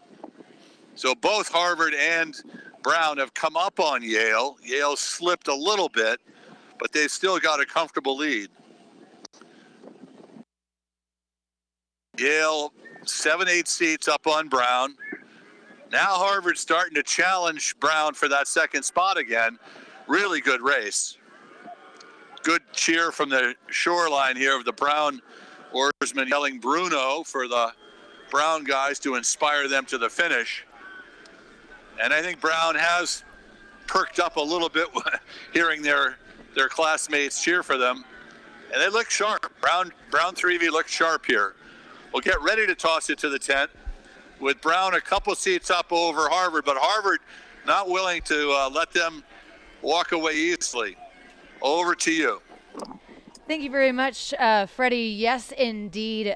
Quite a race between Brown and Harvard. We saw some beautiful shots there of their bows. Brown able to edge themselves just ahead of Harvard, but I have a feeling that they're going to be challenging each other all the way to the line, indeed, perhaps even trading places. No doubt about it, though, Yale out in front looking so strong, and that is not the first time I have said that at this regatta, that's for sure. But Yale just looking comfortable, knowing that they're in the lead, a really strong finish. But Brown on the move here with Brown and Harvard. It's looking like Brown over Harvard. Brown indeed over Harvard as they come through the line, and Harvard over Brown. Yale to come through first. Wow, what a race. Yeah, Northeastern coming now in your fourth place position, trying to stay in it, and Syracuse and Wisconsin over the line as well. So those are your three that will advance. We've got Yale, Harvard, and Brown advancing from this third Varsity 8 semifinal number 2. So those three, Yale, Harvard, and Brown, will be joining Washington, Princeton, and California for the Stewards Cup third Varsity 8 champion race tomorrow. So good race. Harvard really trying to stick with that Brown boat with Harvard. They were really battling back and forth. You saw just Harvard with a little bit more kick and pressure at the end to just inch away from the Brown crew. Yale executing as we've seen them do, just really sharp off the start. Strong body of the piece, maintain control. So Coach Gladstone's watching this third varsity boat. Coach Mike Gennaro as well helping out with the Yale Bulldogs. Got to be happy with the young Yale Bulldogs in that third Varsity 8 race. So we're going to go heading back to the start here pretty soon. We'll be with some third level semifinals for you. We have race number 10 of the morning, the men's Varsity 8 semifinal number 3 and semifinal number 4 following that. So the top 3 from this next race go to the third level final of the Varsity 8s, earning places 13 through 18 in the nation. So top 3 move to the third level final. The remainder to the fourth level final on Sunday. So we got that semifinals number 3 and 4 for the Varsity 8s, followed by semifinals 3-4 for the second Varsity 8s, and wrapping up the morning, we've got the Varsity 4s semifinals number 1 and 2. And times are in then from the men's third Varsity 8 semifinal 2 that we saw just go by. Yale took first with a time of 5:54.3. Then it was indeed. So times are in for the men's third Varsity 8 semifinal number 2. It was Yale who took first with a time of 5:45.3. Harvard over Brown, indeed, with a time of 5:46.4. Then Brown in third, 5:47.8. Northeastern fourth, 5:52.9. Syracuse fifth, 5:56.0. And Wisconsin in sixth with a time of 5:56.8. So Yale, Harvard, and Brown advancing to that A final. So up next, as we mentioned, we'll switch back to the men's Varsity 8s. This is semifinal 3 and 4, the 9:50 a.m. race and the 10 a.m. race. All of these crews will have raced the repechage yesterday afternoon. So coming off of 2 races yesterday with it's about 12 hours or so to recover, a little bit more than that as they come in this morning. So it's George Washington out of lane 1, Penn out of lane 2, Colgate out of lane 3, Oregon State lane 4, Drexel out of lane 5, and University of California, San Diego out of lane 6.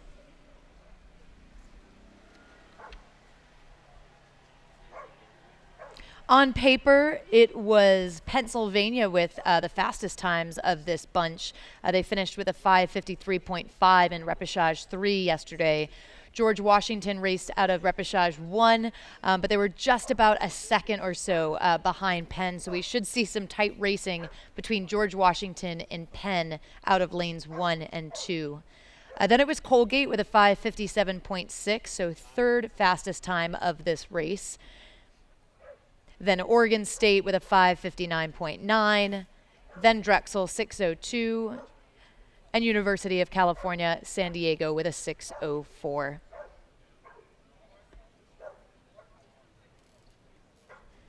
And with about 4 minutes to the start, these crews will just be taking those final few strokes into the stake boat. Of course, they are required to be locked on no later than 2 minutes to the start of the race. So that is, of course, one of the official rules, that you must be locked into your stake boat no later than 2 minutes before. So they'll be taking just those final few warm-up strokes and getting ready to lock in. And we have just a beautiful shot of the venue. We see the cyclists there on the bike path and a runner. Just a gorgeous, gorgeous venue here at Lake Natoma, the Sacramento State Aquatic Center in Lake Natoma in Sacramento, California. And you can really see that evidenced by now with this shot. So we have the athletes on the water. We have the cyclists on the bike path. We have runners on the bike path, the foothills of those mountains in the shot as well. So just a gorgeous, gorgeous venue. And truly one of the best in the United States.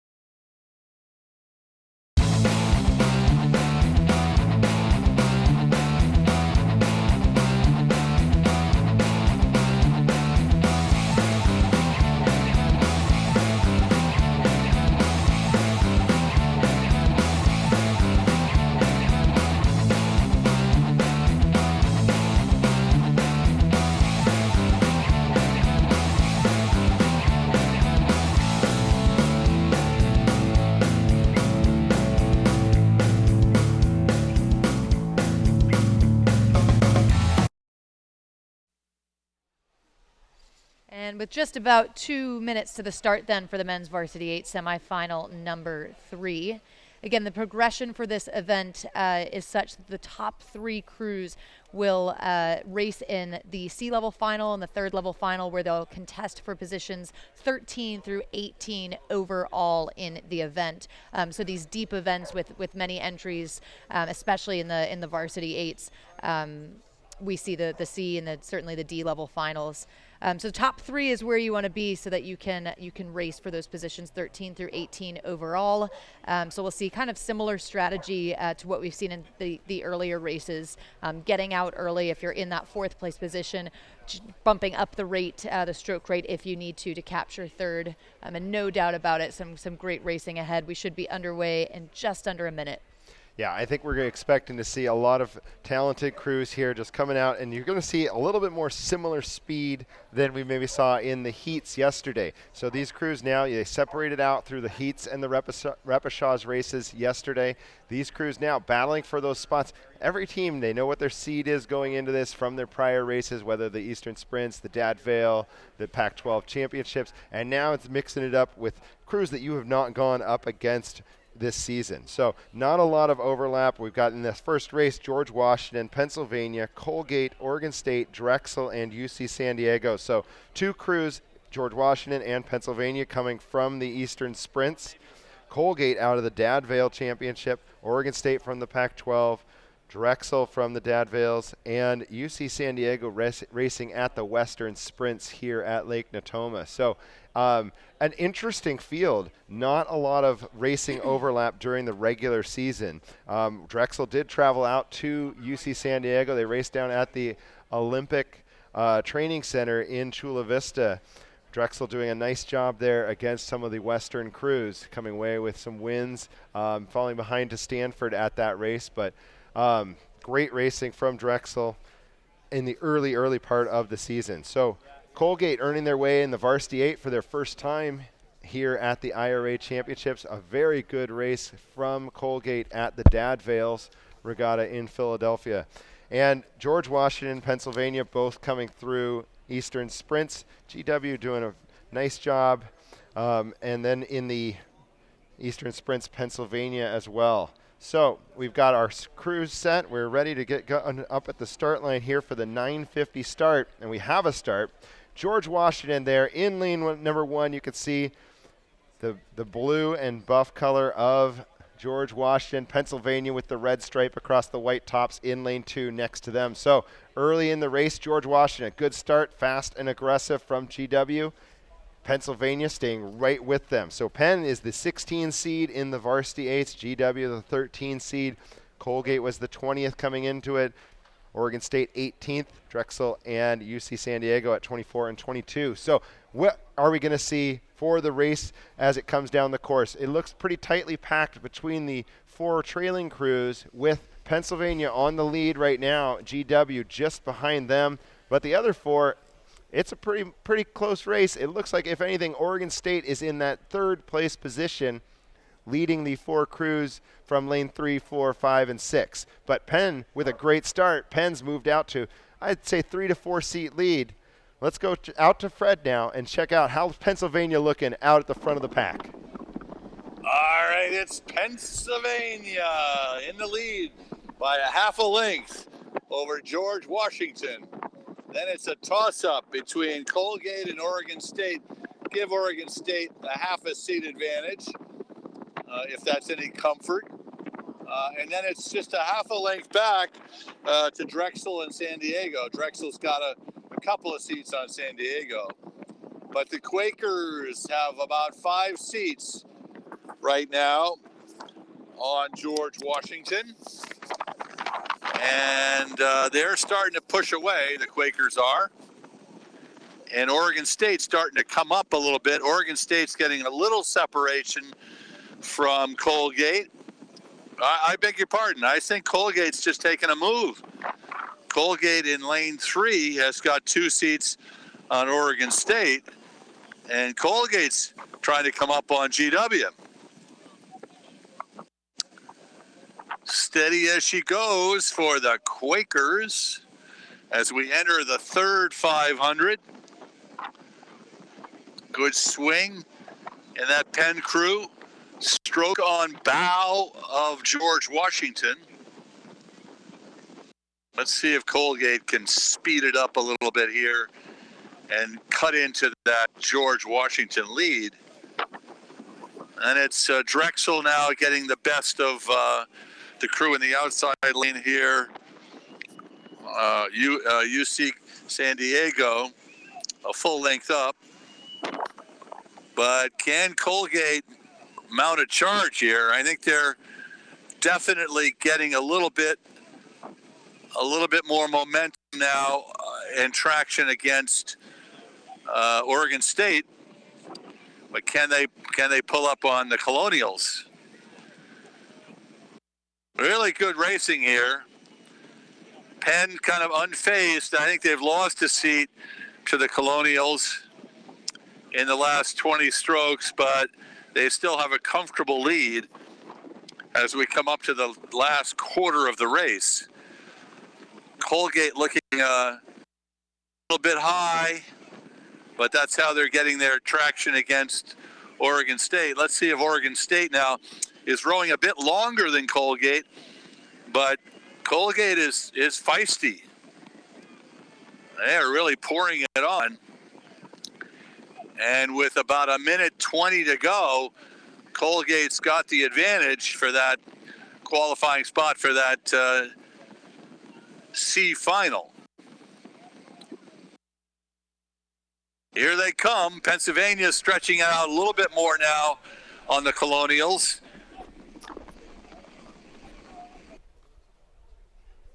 Colgate comfortably in third. And I think the Dragons from Drexel are coming up on Oregon State.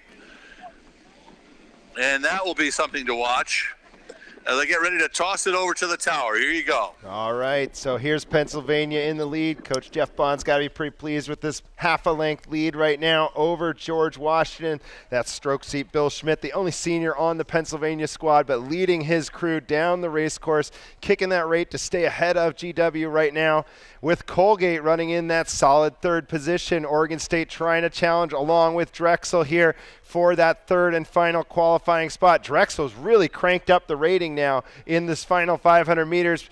George Washington pushing the rate to try to catch Pennsylvania, but Pennsylvania in control here as they come up to the finish line. So Penn with a nice effort on the morning here. Pennsylvania with a good solid start, staying ahead of GW all the way down the race course. George Washington in that solid second position. Colgate, first time here at the IRA in the Varsity 8, earning their way in to the third level final. So Drexel in the fourth place position, the Beavs from Oregon State in fifth, and UC San Diego in sixth place from that semifinal number 3 of the men's Varsity 8. So good race from Pennsylvania, leading from out front.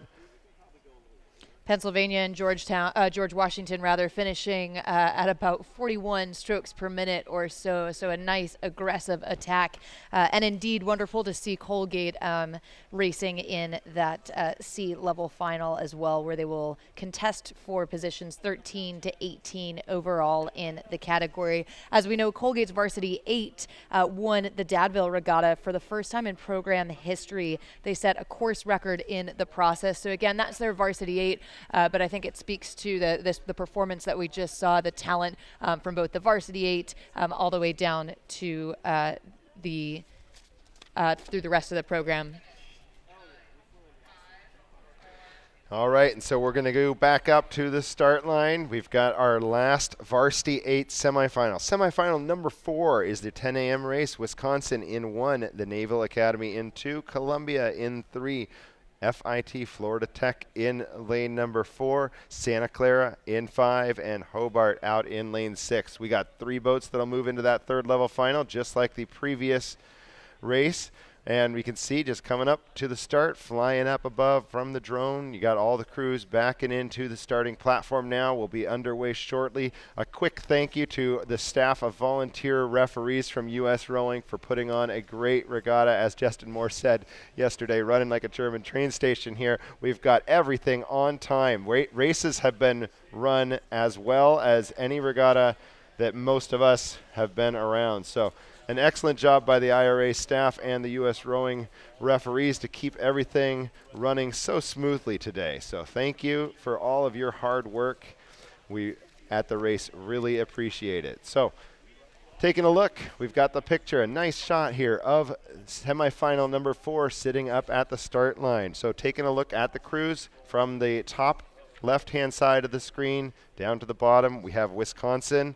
The Badgers there in lane number 1, your 17 seed overall at the IRA Varsity 8 level. Navy is the 12 seed, so Navy's going to try to make sure that they stay and make that third level final. Big shot for the Academy guys today. Columbia is the 15 seed in the Varsity 8 there in lane 3, FIT in 4, Santa Clara in 5, and Hobart down here at the bottom of the screen in lane 6. So yesterday in the reps, Wisconsin just missed out on making it into those semifinal AB behind Cornell. So they are here in the third level finals, or third level semifinals in lane number 1 there. We'll be underway shortly at Lake Natoma. We've got just about less than a minute here for the start as the crews sit at the start line. Coxswain's just telling them, take a deep breath, tap it around, keep your point. Stay relaxed, focus on what you can do in your boat, taking your lineup as best you can, optimizing each and every stroke. So as the crews come off the start, for those that don't have much of a rowing background. The crews take their high strokes off the start. They usually take a shorter sequence of quick, fast strokes to get the hull up to speed. They follow that with an extended period of high strokes where they're kicking the rate a little higher than the body of the piece, and then the crews make a shift or a settle down into the base rate. So here we go with the high strokes, the quick start. We got Wisconsin, Navy, Columbia, FIT, Santa Clara, and Hobart right off the start here. Looking like, if anything, it is the Naval Academy guys with a quick, aggressive start. Good season for Navy. They've got to really try to dominate this race, secure that #1 spot. It looks like that's what they want to do in their first 5 to 10 strokes. So the Navy Academy getting a little bit of a quick start there. I would say FIT running with them, and Hobart. High strokes from Hobart, very sharp. They're on the lower part of the screen. Hobart really getting a good kick, good bite to the water from Coach Paul Bugenhagen's crew down there in lane 6. Now we take a look. We've got Wisconsin in the red with the Naval Academy in the gold there in lane 2. So there's Navy. There's the young men from the Naval Academy really trying to press and swing together. A nice start from Navy. Wisconsin trying to be a little bit more aggressive here at the IRA, trying to get a little bit better race results than they saw at Eastern Sprints. So Wisconsin right with Navy and FIT. Those 3 crews on the lead with just the Columbia and Santa Clara and Hobart very close. So a good tight pack here early in the race. I'd say FIT, an aggressive showing from them to start this race. Good quickness, good experience in that crew. If you're not familiar, FIT, they do have a very experienced program. They get a lot of international recruiting down at FIT. They did a great job at the Ciro Regatta, coming away as champions of that race to move on to the IRAs. But now we're seeing some of that big Wisconsin power coming from the Midwest there in lane #1. Wisconsin moving up to even with FIT. Let's go out to the water. Fred, Wisconsin looks to be rowing with a little bit of fight and anger today. Okay, the Badgers are starting to take advantage of that power, as you say, and they have a couple of seats up on Navy. Navy has a deck up on FIT. FIT then has about a third of a length up on Columbia. Then it's over here to the outside. Hobart has a slight advantage over Santa Clara, and those two are about 7 or 8 seats back, 6 seats back of Columbia. The Badgers starting to push a little bit. Navy is also going with the Badgers.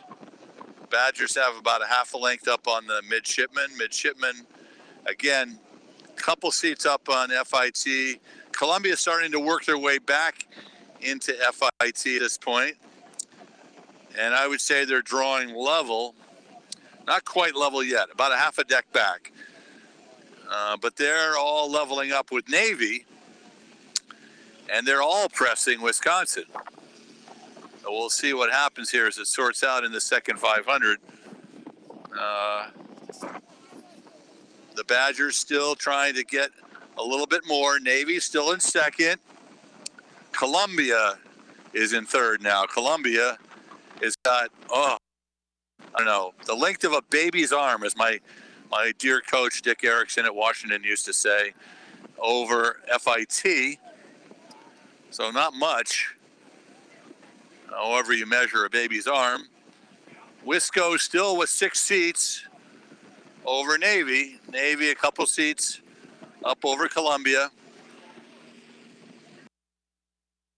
And right now, Hobart's still a couple seats up over Santa Clara. But the race out front is still the Badgers, Navy, and Columbia, a couple seats apart. FIT has fallen back now, about 6 seats back of Columbia. So those 3, the top 3, Wisco, Navy, Columbia, have pulled away from FIT. With 500 meters to go, the Naval Academy would love to challenge Wisco for that lead, and Columbia is starting to perk up. They would like to get ahead of Navy, but they're still 2 seats back. Let's see who has the better sprint. Maybe the Lions can fire it up here, but as I just said that, I think Navy took notice of the Columbia Challenge, and they've taken their rating up. So we'll get ready to turn it over to the tower here with the order unchanged, but the margins a little bit closer. Over to the tower. Thank you very much, Fred. Yes, indeed. An exciting race coming down the course. The men's varsity 8 semifinal number 4. Such tight racing between Navy and Columbia, and Wisconsin just able to keep themselves out ahead. Columbia on the charge, but the question becomes, just as Freddie told us, is there enough for them to go up and after it to overtake Navy? Looks like Navy, though, pressing into Wisconsin. Navy out of lane 2, Wisconsin closest to the beach.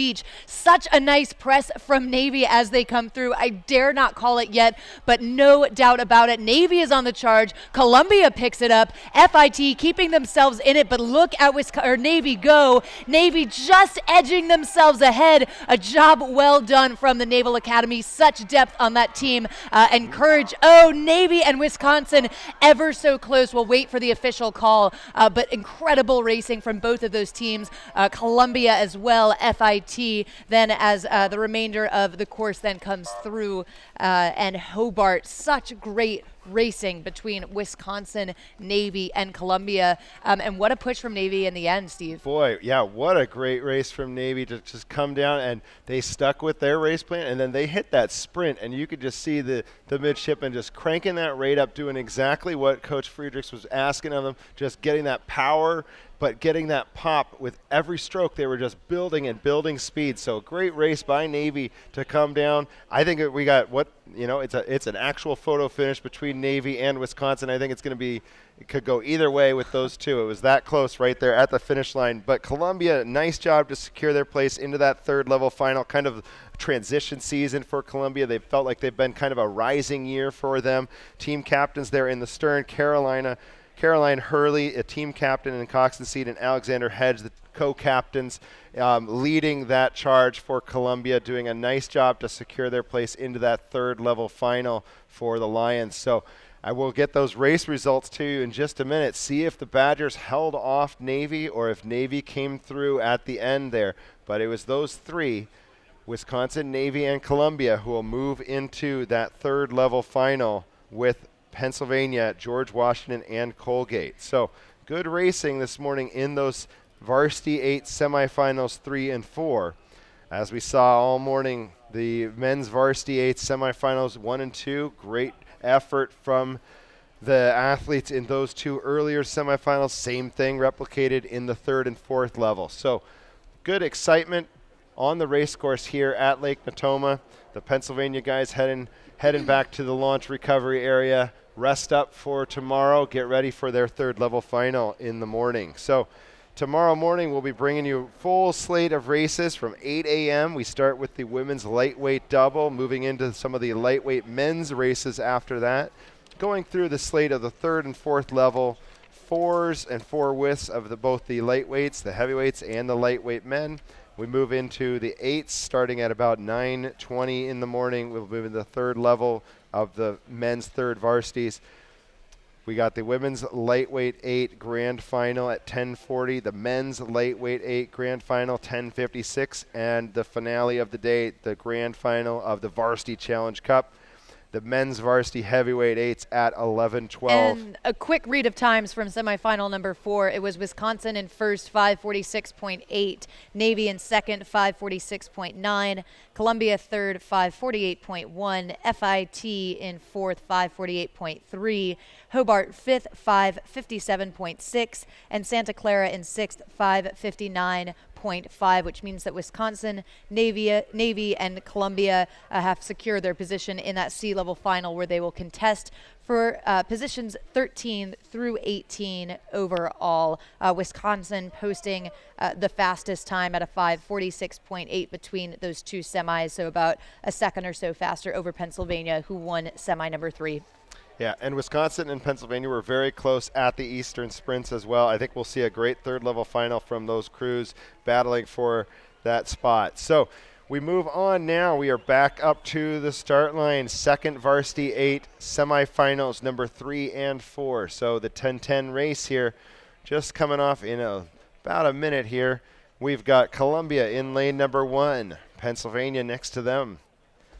Hobart in lane 3, FIT in 4, Drexel in 5, and rounding out this field, Santa Clara in lane number 6. So Santa Clara just making the short trip up from the Bay, the south end of the Bay Area, Santa Clara University in Santa Clara, California. So here we go. We've got the start of semifinal number 3 for the men's second varsity, Columbia, Penn, Hobart, FIT, Drexel, and Santa Clara. And similar to the varsity third level final, Hobart with an aggressive quick start in lane number 3, getting their bow out there with Columbia right beside them, Penn with them as well. Those are your 3 leaders early in the race, Hobart and Columbia. Quick out of the blocks, Penn going maybe a deck down, but a good shot from the drone. You can see those 3 crews separating themselves by about a half a length over FIT, Drexel, and Santa Clara. So sharp rowing from the crew from Hobart, Columbia, Pennsylvania, both quick and aggressive off the line as well. But we've got good racing going on in this second varsity 8 third level semifinal. Nice, smooth, controlled strokes by Hobart. The Statesman doing a nice job there. FIT and Drexel moving back in. Drexel's done a nice job to pick it up after their start at their base cadence. It looks like Drexel moving back into Hobart and Penn. Columbia certainly is the crew that is showing that they want to take this one early in the race. They've got good control of the race. Drexel's doing a very nice job of moving up into that second, third, fourth level there. The second, third, and fourth places are very close. Penn's probably clearly in that second place, but it looks like Columbia really wants to take control of this race. Fred, how's Columbia looking out front?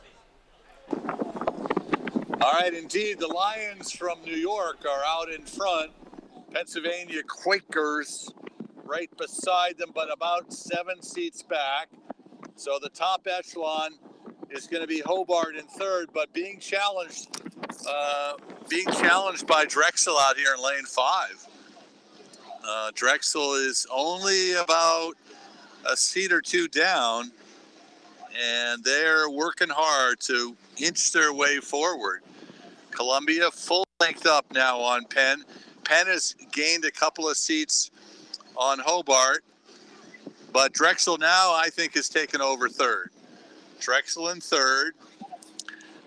Then we're looking at FIT with a slight advantage, maybe a seat or 2 over Santa Clara.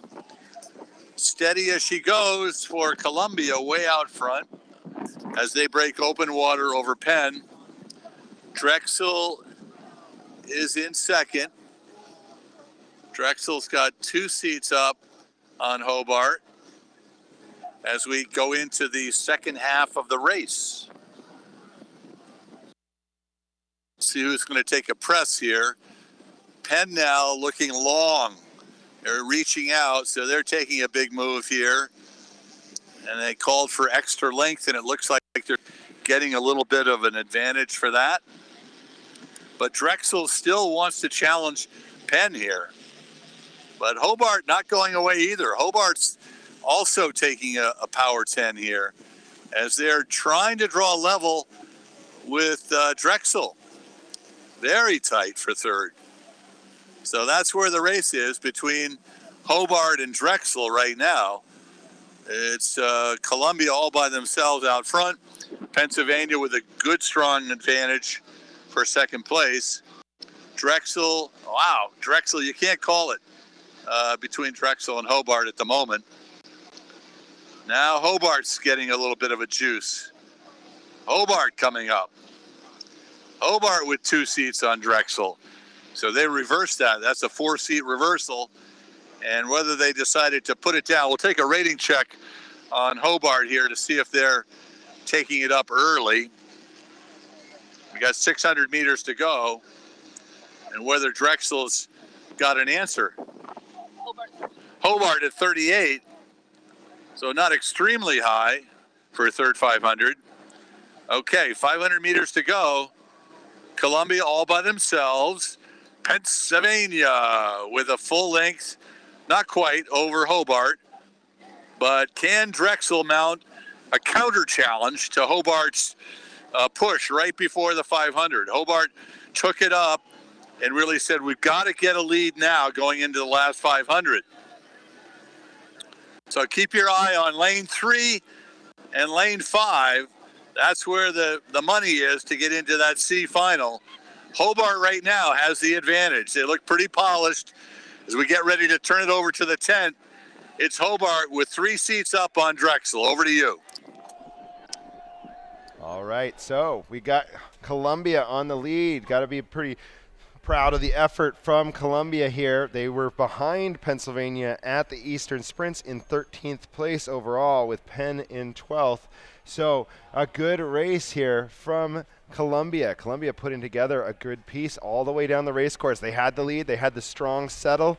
Good movement as a crew, as a unit, rowing well here in lane number 1. Columbia clearly in first. Pennsylvania ramping up that speed. You can see Penn really going for the sprint. Hobart and Drexel battling for that 3rd spot into the 3rd level final. Columbia looking long and powerful and controlled here as they come to the line, with Penn running with overlap behind them. Hobart doing an excellent job in the second half to move away from Drexel. Drexel putting on that effort early to try to get that spot from Hobart, but not quite there. So we got Santa Clara on the outside and FIT wrapping up the field. The guys from Florida Tech finishing the race strong. So good effort by Columbia there on the front end of the pack. Pennsylvania and Hobart as well, moving to that 3rd level final. That was semifinal number 3 of the men's 2nd varsity 8. Columbia on the lead the whole way. Penn in 2nd clearly, and Hobart as your 3rd qualifier into the 3rd level final that will be run tomorrow morning. A nice push from Hobart there at the end to secure that position. Drexel, we saw them get out pretty quick out of the gates, but Hobart a little bit more patient, and that work really paid off for them in the body of the race to capture that 3rd spot, that 3rd qualifying spot for the C final, where they'll contest for positions 13 through 18 overall in the country. Of course, last year, Hobart did not qualify for the IRA, so not only are they here, they've qualified, they've earned their position in 2019, they're making a statement, so nice to see that performance from them.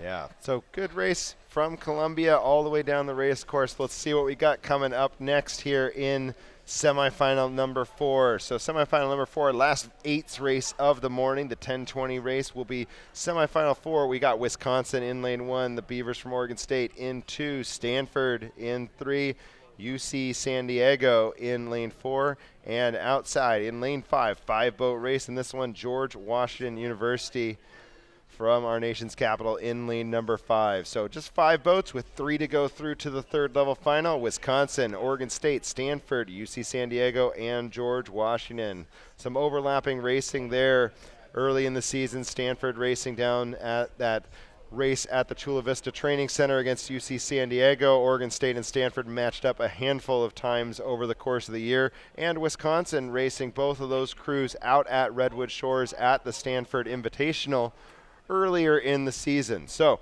familiarity amongst these crews for sure. Oregon State and Stanford battling each other quite often through the years.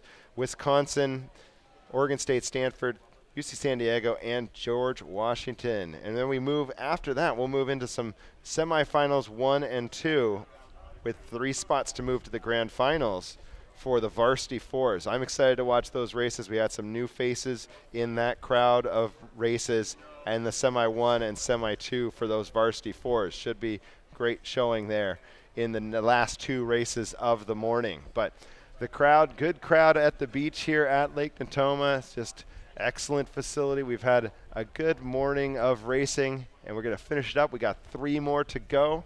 Tomorrow morning we'll be back. As I said, we start things off 8 a.m. Make sure you're up, you've got your coffee, catching the first grand final at 8 a.m. women's lightweight double. We saw that race for lanes this morning. Probably get another level of intensity from the scullers here at the IRA Championship. The only sculling event is that first race tomorrow morning, the women's lightweight double, race number 1, 8 a.m. We run things solid all the way through the morning till 11:12 when we wrap things up with the Varsity Challenge Cup, the big race, the IRA National Championship for the men's varsity 8. So excited to see a full slate of grand finals, trophy presentations.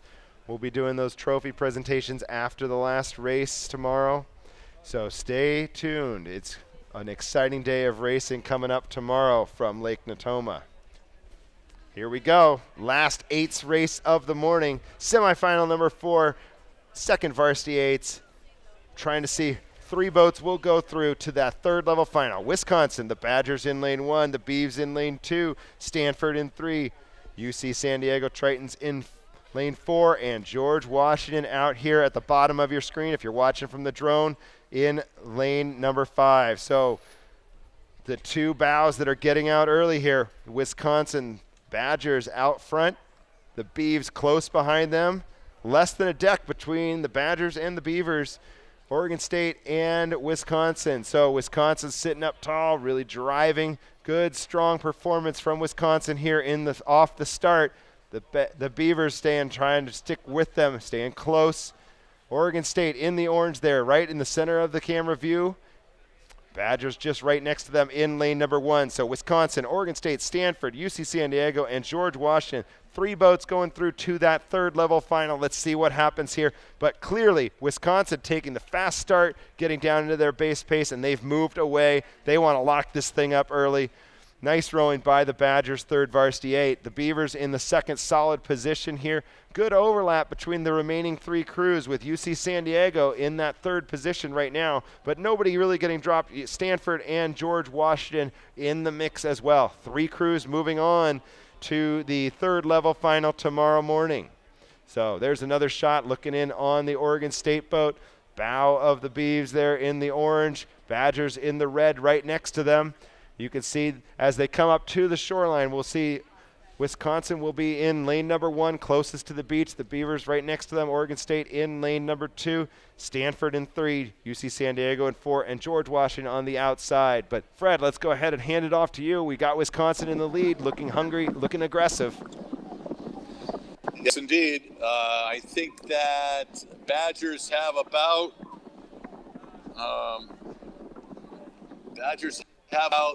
7 seats up on Oregon State, the Beavers, and they've got a full length up on, it looks like, UCSD. They're running, I think the other GW and Stanford are pretty hard to pull apart. I'd say Stanford has a seat or 2 definitely up on the Colonial. So it's starting to stretch out. Going back to the front, it's Wisconsin comfortably in control. Oregon State about 7-8 seats back of them. Open water back to San Diego, but San Diego's starting to separate themselves from Stanford. You got a little bit more of a lead here, about 2 seats up over Stanford. So that'll be a race to watch here for that third spot.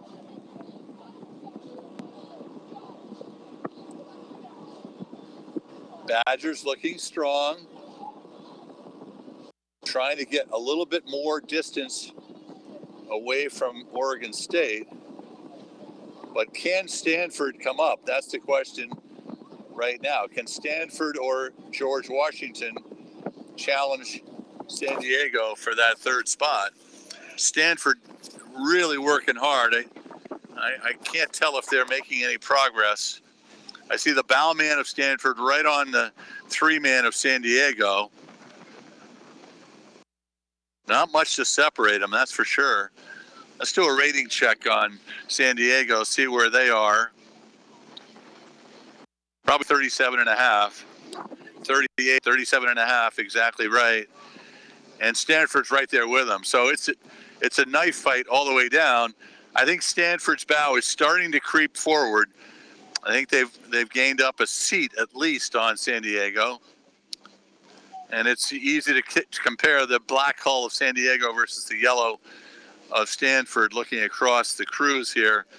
Stanford is now about half a deck, not even, just a bow ball shy of being even.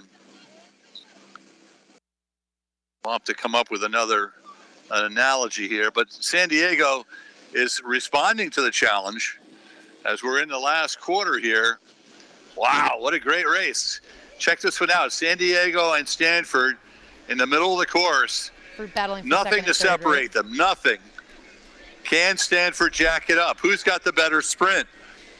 San Diego has led Stanford the whole way, but I think Stanford has a slight lead now, just inches by Stanford. So we'll turn it over to the tent with Stanford and San Diego going toe-to-toe.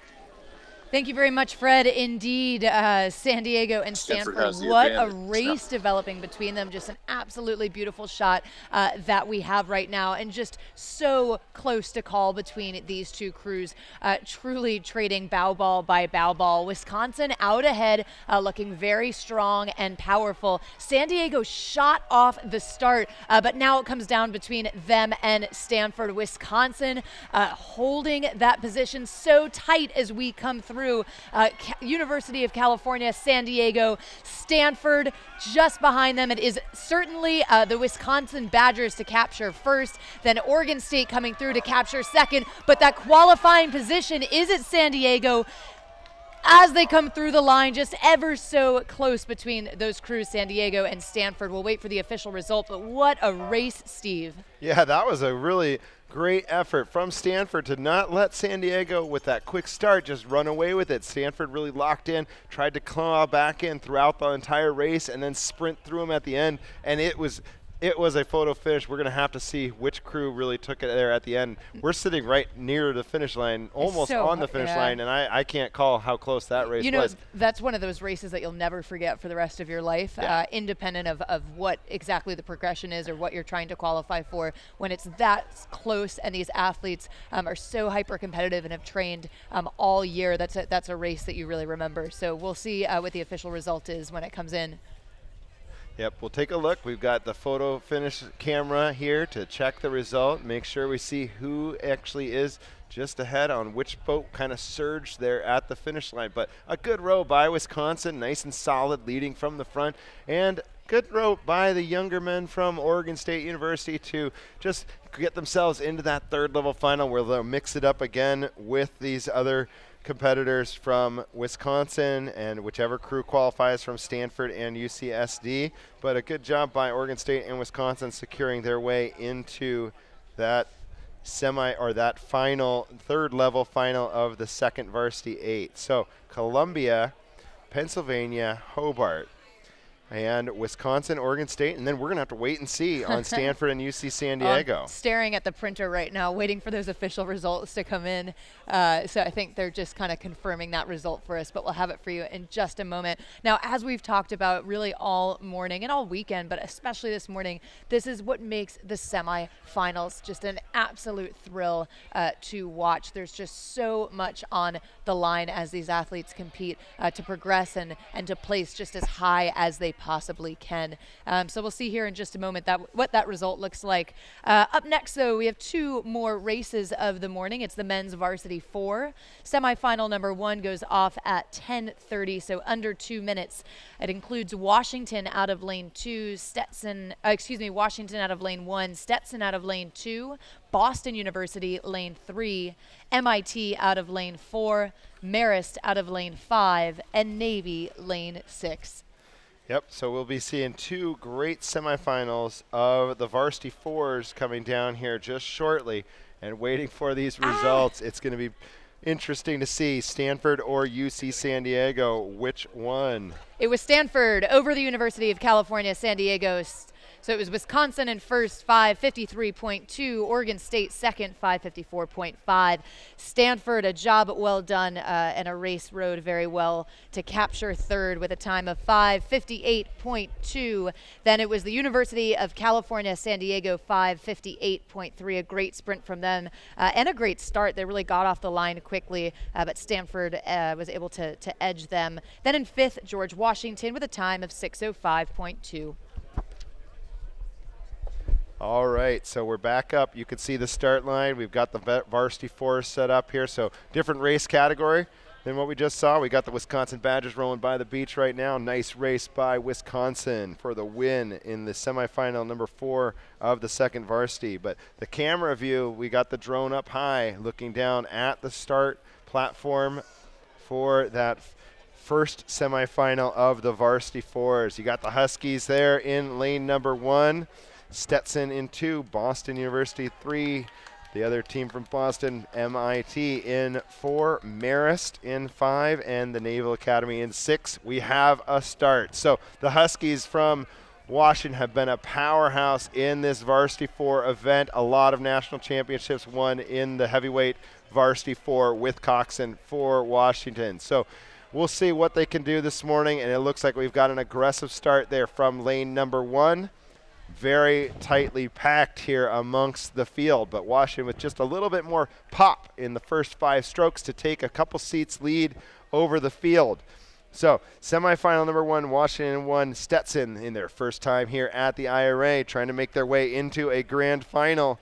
From lane number 2, Boston University in 3, MIT in the red shell in lane number 4, Marist in 5, and in the other part of the screen is the Naval Academy. So there's the Huskies. You can see in lane number 1. Top to the drone again. Let's take a look here. So we've got a view across the field, kind of panning across there in the white jerseys on the right-hand side of the screen. There's the Huskies in the green. Stetson is right next to them in lane 2 with BU in 3 in our picture right now. So we're going to take a look from the launch here. Look at the launch is ahead of the crews, looking back at it, so it's tougher to tell margins. But Washington looked like they had that great start. I think that Washington has got the lead. Some great athletes for this Washington varsity 4 here. So we've taken a look down at the lineup. The Huskies rowing in the Lou Gellerman shell. The Huskies, famous stadium announcer for the University of Washington for the home football game. So the Lou Gellerman, he'd be proud to see his boat up in the lead. Huskies ahead of lane number 2. MIT putting on a little heat towards their neighbors from Boston. So it's Washington in lead. Stetson doing a fantastic job at their first IRA here in 2. We've got 3 and 4. You can see those bow markers just taking turns, surging back and forth. Lanes 3 and 4, very close. Washington on the lead. Fred, let's head out to the launch. How's things looking? Smooth sailing here from the launch. The Huskies definitely a full length up on Stetson, but as you say, nice performance by Stetson. Then it's a really good battle between MIT and Boston University. MIT bringing a group out, and they're toe-to-toe with BU. And then it's back almost a full length over to Marist and Navy. Marist has a couple seats up on the Academy. So BU was patient yesterday. Let's see if they're just going to hold off and go step for step here with MIT, or whether MIT is going to get a little bit more distance between themselves. I don't think the BU Coxon likes being behind there. He's taking a quick look. But MIT has definitely got their red bow in front now in that third qualifying spot. They're a seat up on the Terriers. Washington with a little open water over Stetson. And BU now, or I'm sorry, MIT taking a nice press right here, has gained 2 seats over BU. And I would say that lane 5 over here, Marist has taken a good move as well. So Marist coming up on BU, only about 4 seats back of BU. Naval Academy running in 6th, about 5 seats back of Marist. Washington all by themselves, way out front, open water, but a good thump here by MIT. BU is going to have to answer it here in the third 500. I think I see BU coming back on MIT a little bit here. They don't want to let them get going too far. Marist trying to get back into that race as well. BU working their way back. Bow seat of BU on the 2 seat now of MIT. So it's just a question of horsepower and strategy here. I'd say we'll do a rating check, but I think they're both rowing right around 35, 34, 35. And can BU challenge? You've got 550 meters to go. There's only a deck separating MIT and BU right now. 35 going to 36. Those four whiffs. MIT can hold them off. MIT's got a seat now on BU. So MIT shifted and said it's time to go. So these two don't face each other on the Charles, but their boathouses are about 500 meters apart, maybe a little bit more than that. And let's see who wants it. Boston University, do you want it? Now they're coming up level again. So great race between the Engineers and BU. Let's see, I'll toss it over to the tent.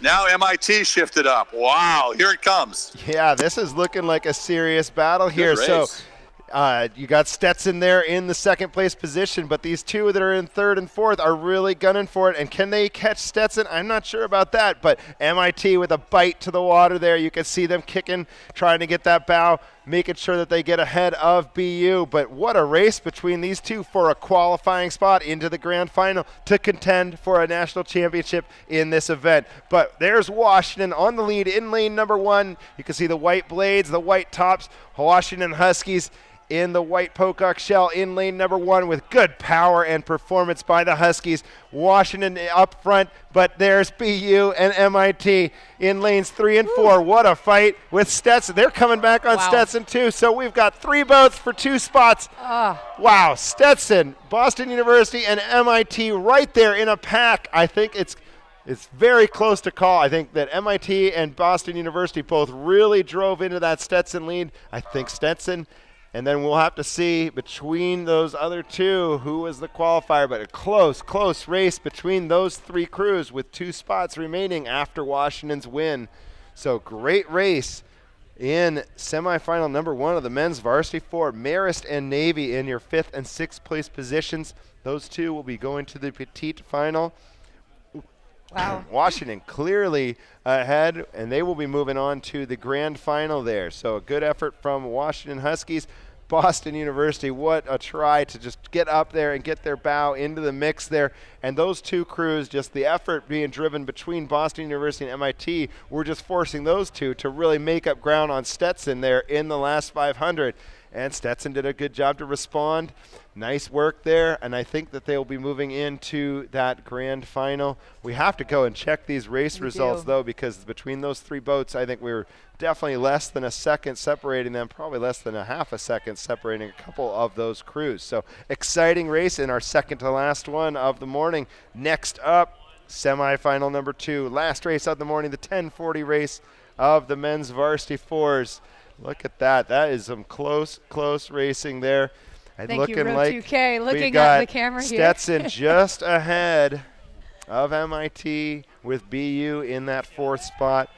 California is your lane number 1 in semifinal number 2. Princeton in 2. Georgetown in 3. Holy Cross in 4. Harvard in 5. And Dartmouth in 6. 3 of those crews will be moving on into the grand final of the varsity 4 event. But great racing going on in these lower boats as well today. So Washington rowing back to the cool down area, headed off to get rested and relaxed and ready for tomorrow morning's grand final, racing for a national championship in that event. And we'll here come the with times. those times shortly here. Colleen's going to get these varsity 4 times. She's kind of excited to see they these don't want to close give it race to me, results. the officials, because I'm reaching out for it. It was Stetson over Boston University. Stetson to capture 3rd, Boston University in 4th. So Washington with the win with a 622.5. Get a load of these next 3 times. MIT in 2nd, 626.53. Stetson in 3rd, 626.56. Boston University 4th, 626.9. Marist 5th, 633. Navy 633.5, Navy in 6th. So absolutely tight racing. And we can expect really the races to get tighter and tighter as the weekend goes on and these crews start to sort themselves out. Yeah, we certainly can. And this is high-level semifinals here happening between these crews. So we've got our last race of the morning, the Varsity 4 semifinal, second semifinal, with 3 crews to advance to the Grands tomorrow morning. Race should be underway shortly, but exciting races happening across the board. We've got that race between those 3. You had .028 separating Stetson and MIT. So what a race between those two. And then from Stetson back to Boston University was .36. So tight margins, second, third, and fourth. Tight. We've got our race underway. Last race of the morning. Here we go. 10:40 race. It's California in lane number 1, the Golden Bears running along the shore. Princeton next to them in 2. Georgetown in lane 3. Holy Cross next to them in lane 4. Harvard in 5. And Dartmouth out in lane 6. The drone view, you can look across. Looks like Cal got the good start. Lane number 1 with the lead. Princeton the next closest to them. We've got good overlap between 3, 4, and 5. That's Georgetown, Holy Cross, and Harvard, with Holy Cross maybe just a deck in front of Georgetown and Harvard. Dartmouth just slightly off the pace of those 3, but not back very far. I think the Greens still have a good shot to make it into the grand final here from lane number 6. But there in your picture now, the California Golden Bears powering through. Pressure coming from the Cal Golden Bears. A nice row off the start by the Bears. So good work from the California Golden Bear athletes there. Princeton right next to them. Princeton, if you saw the heats yesterday, good row from the Tigers there in lane number 2. Really good swing from Princeton. You can see good leg drive, press, and swing coming from the Tigers. And so we got California, Princeton.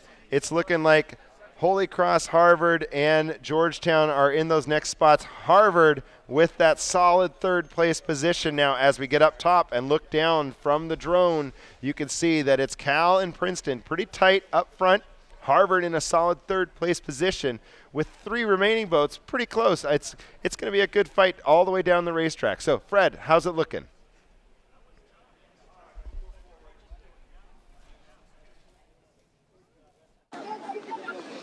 Okay, I think you tossed it over to me. So California and Princeton out front, as you say, about 3 seats up for Cal over the Tigers. Then Harvard, very close. Harvard is a full length behind the Tigers. And then it comes over to Dartmouth, would be running in 4th, about 4 seats back of Harvard. Then it skips over to Holy Cross and Georgetown. So Georgetown, I think, has a slight advantage over Holy Cross. Georgetown has about 5 seats on Holy Cross. Princeton trying to make a move now on Cal, 2 seats down. They have a full length up now, almost open water on Harvard. And I think Georgetown is making a move on Harvard here, coming up a bit, about 2 or 3 seats back as we go into the second 1,000. The Tigers still 2 seats down on Cal, then Harvard, a solid 3rd, but being challenged by Dartmouth and Georgetown. Georgetown has a couple seats on Dartmouth.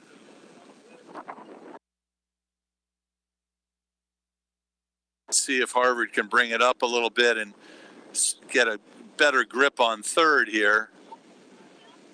They're comfortably in 3rd, but I'm sure they'd like a little more security because Georgetown is not very far away. Dartmouth is a full length back, but Georgetown's only a half a length back. Princeton working hard to challenge Cal. The Cal looks like they've got plenty of gears left. They're nice and long and low, and they're keeping ahead of Princeton pretty comfortably. I think the Hoyas are making a move right now on Harvard. Take a look here at lanes 3 and 5. I think Georgetown is coming up only a seat or so back of Harvard. That's where the race is right now. Georgetown and Harvard in the middle of the course. And Georgetown's still down low. They haven't jacked it yet. Harvard's gone up right now, I think. Harvard's taking it up. We'll take a rating check here on Harvard as we are entering the last 500. 36 for Harvard. I guess the Hoyas are matching them because Cal 37, trying to hold off Princeton. Cal still 2 seats up on Princeton.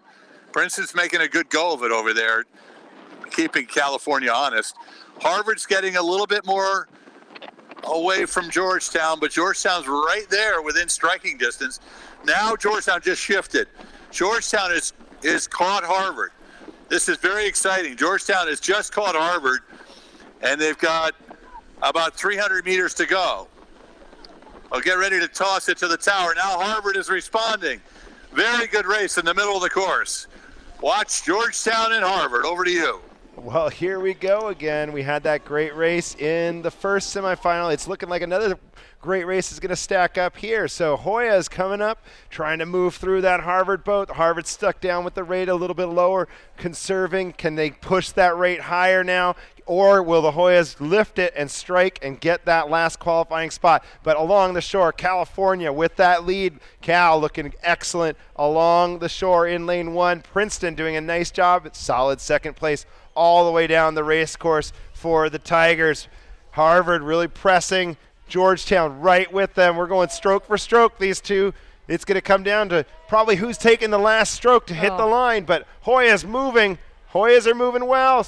Crimson doing a great job as well. They crossed that 10-meter mark, and it's going to be another photo finish for these fours. So Georgetown and Harvard, what a race between those two. And we got another tight race coming between 5th and 6th place. Holy Cross and Dartmouth was very close as well for 5th and 6th. But your clear leader on the race, last race of the day, was California. The Golden Bears coming away with the win in semifinal number 2 of the varsity fours to move on to the grand final. So great race from Cal. Good race from Princeton to just hold that spot and stay nice and strong and steady, get themselves in a position to go for a medal at the IRA National Championships here. So we're going to check that last race. We'll get the times going from that last one, and then we'll just wrap up our morning here on day number 2, Saturday, at the IRA National Championships here in Rancho Cordova on beautiful Lake Natoma. And we see the white flag up. It's a fair race, indicating to all of the athletes that it's a fair race. But yes, indeed, we will have times in just a moment. Just so close between Georgetown and Harvard. And I think I had Georgetown up at around a 41-42. So using their rate, as Freddie told us, Harvard was a little bit more patient with the stroke rate, using power through the body to keep themselves up. But Georgetown just with an absolute attack at the end. So we'll see what that photo finish looks like. I'm sure it's a photo finish in just a moment. What exciting racing in the men's varsity 4. That was truly a pleasure. Yeah, no, 2 photo finish races for qualifying into the grand final. That's about as good as you can ask for. So kudos to these coaches getting their athletes ramped up for this semifinals. Excellent racing to end the morning here on Lake Natoma. But just kind of a quick review while we wait for these last results of the morning. We had some great racing in the women's lightweight categories. We had the races for lanes. We're excited to see tomorrow morning's races. Can Princeton try to get Stanford and try to take away the lightweight women's championship from Stanford, who's had 4 years in a row of winning that? And then we had the varsity 8 semifinals with Yale and Washington, your 2 semifinal winners. Yale with a little bit faster time, about a second and a half faster than Washington. So we had Yale, California, Northeastern, Washington, Harvard, and Princeton. Those will be the 6 crews in the Varsity Challenge Cup. The grand final for the Varsity Challenge Cup coming up tomorrow. I think we could have a great race there from those 6 crews. This men's second varsity eights, the semifinals for those running. We got California, Washington, Princeton, Harvard, Brown, and Yale. Those will be the crews in for the Kennedy Cup. And then the Stewards Cup will be contested tomorrow in the 3rd varsity eights race. So, and then we didn't see the lightweight men racing today, but based off yesterday's results, I think that it's going to be the most it's anybody's game in the lightweight men's race. event. Again, Cornell will be out for vengeance. Columbia keeping themselves in there. Penn with just an incredible season so far. So I'm really looking forward to the men's lightweight events tomorrow. Yeah, Penn in the heats at Eastern Sprints, they made it through to the final. They qualified in the 3rd spot in a heat, just like they did at the IRA heat, and now they're in the grand final. Can Penn repeat some magic? Right. That's a good question. It's only been a couple weeks. Can they keep what they've had going? Real talented crew for Coach Colin Farrell there.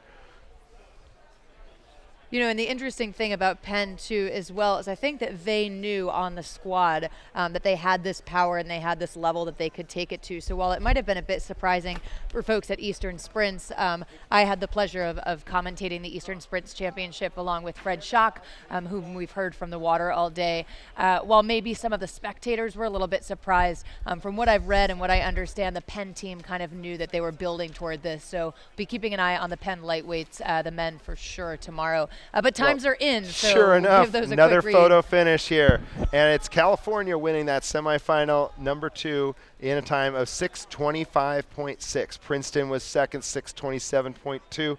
And making their way into the grand final, Hoya Saxa, Georgetown, 6:29.43, just ahead of Harvard, 6:29.48. So 0.05 seconds separating Georgetown and Harvard. Way to go, Georgetown, rolling down Harvard, who had that lead through most of the race. Dartmouth in the 5th position, just ahead of Holy Cross. Another tight finish there, just a 1/10 of a second separating Dartmouth, 6:37.8, from Holy Cross, 6:37.9. So I think we got some exciting races in the varsity 4s tomorrow. The grand final should be a great one. And it looks like the petite final as well. We should have some great racing for you. So come on back tomorrow morning. Hope to see you down here early at the race course. We start things off with the grand final, the women's lightweight double at 8 a.m., running throughout the morning, wrapping up at 11:12 with the Varsity Challenge Cup. So Steve Todd, Colleen Seville, and Fred Schock from the race course here.